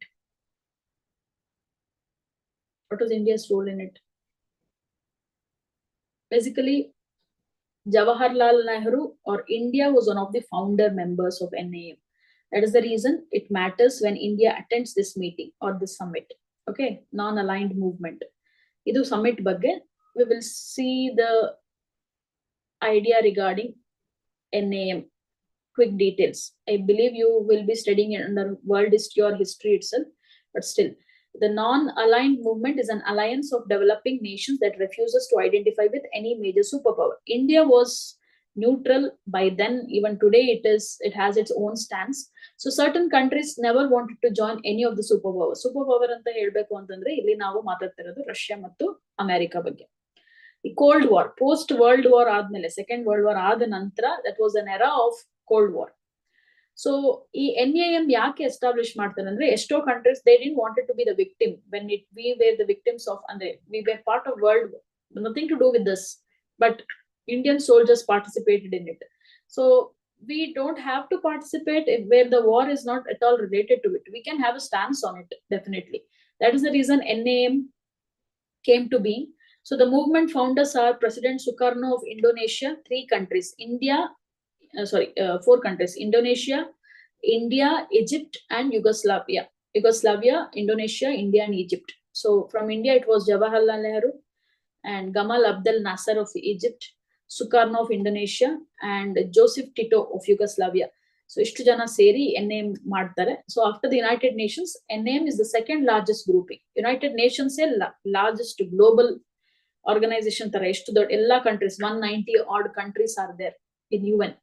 Next large grouping of nations say NAM. Andre esto countries ge they took a stance wherein they don't want to identify with along with any major superpower. Alliance beda. So non-aligned movement. We are not aligned with anybody. We are not biased. That's the idea. So it started in Bandung conference, first time in Indonesia only, one of the founder countries. So current members 120 countries idare, 53 from Africa, 39 from Asia, 26 from Latin America, Caribbean, and 2 from Europe. It also includes non-UN members. Non-UN member yavado state of Palestine ide idralli. That again matters a lot here with the ongoing Gaza issue. Remember that 17 other observer countries, 10 observer organizations. India is one of the founding members. Remember this point, key point. After the United Nations, for you the task is to identify, check whether China and Pakistan, where do they belong? Because neighboring countries. Are they part of NAM? Are they observers? Are they members? That is for you to look into. Okay, that is the task you have to look into. NAM does not have a permanent secretariat or a formal founding charter, act or treaty, nothing. The summit usually takes place once in 3 years. So recent agittu. Ide anta andre world history in the questions kelta idare prelims alli. Okay, mains alli idde irutte. But prelims alli kelidre basic terminologies keltare. Recently it was in Uganda. That is what you have to keep in mind. But India's contribution ಏನು ಯಾಕೆ ನಮಗೆ ಇದು matter ಆಗುತ್ತೆ ಅಂದ್ರೆ recently when India was represented there, EAM Jaishankar, the minister emphasized the concept of Vishwamitra, that is world's friend, to ensure the global solidarity and cooperation in his address. So this term was mentioned there. Advandu.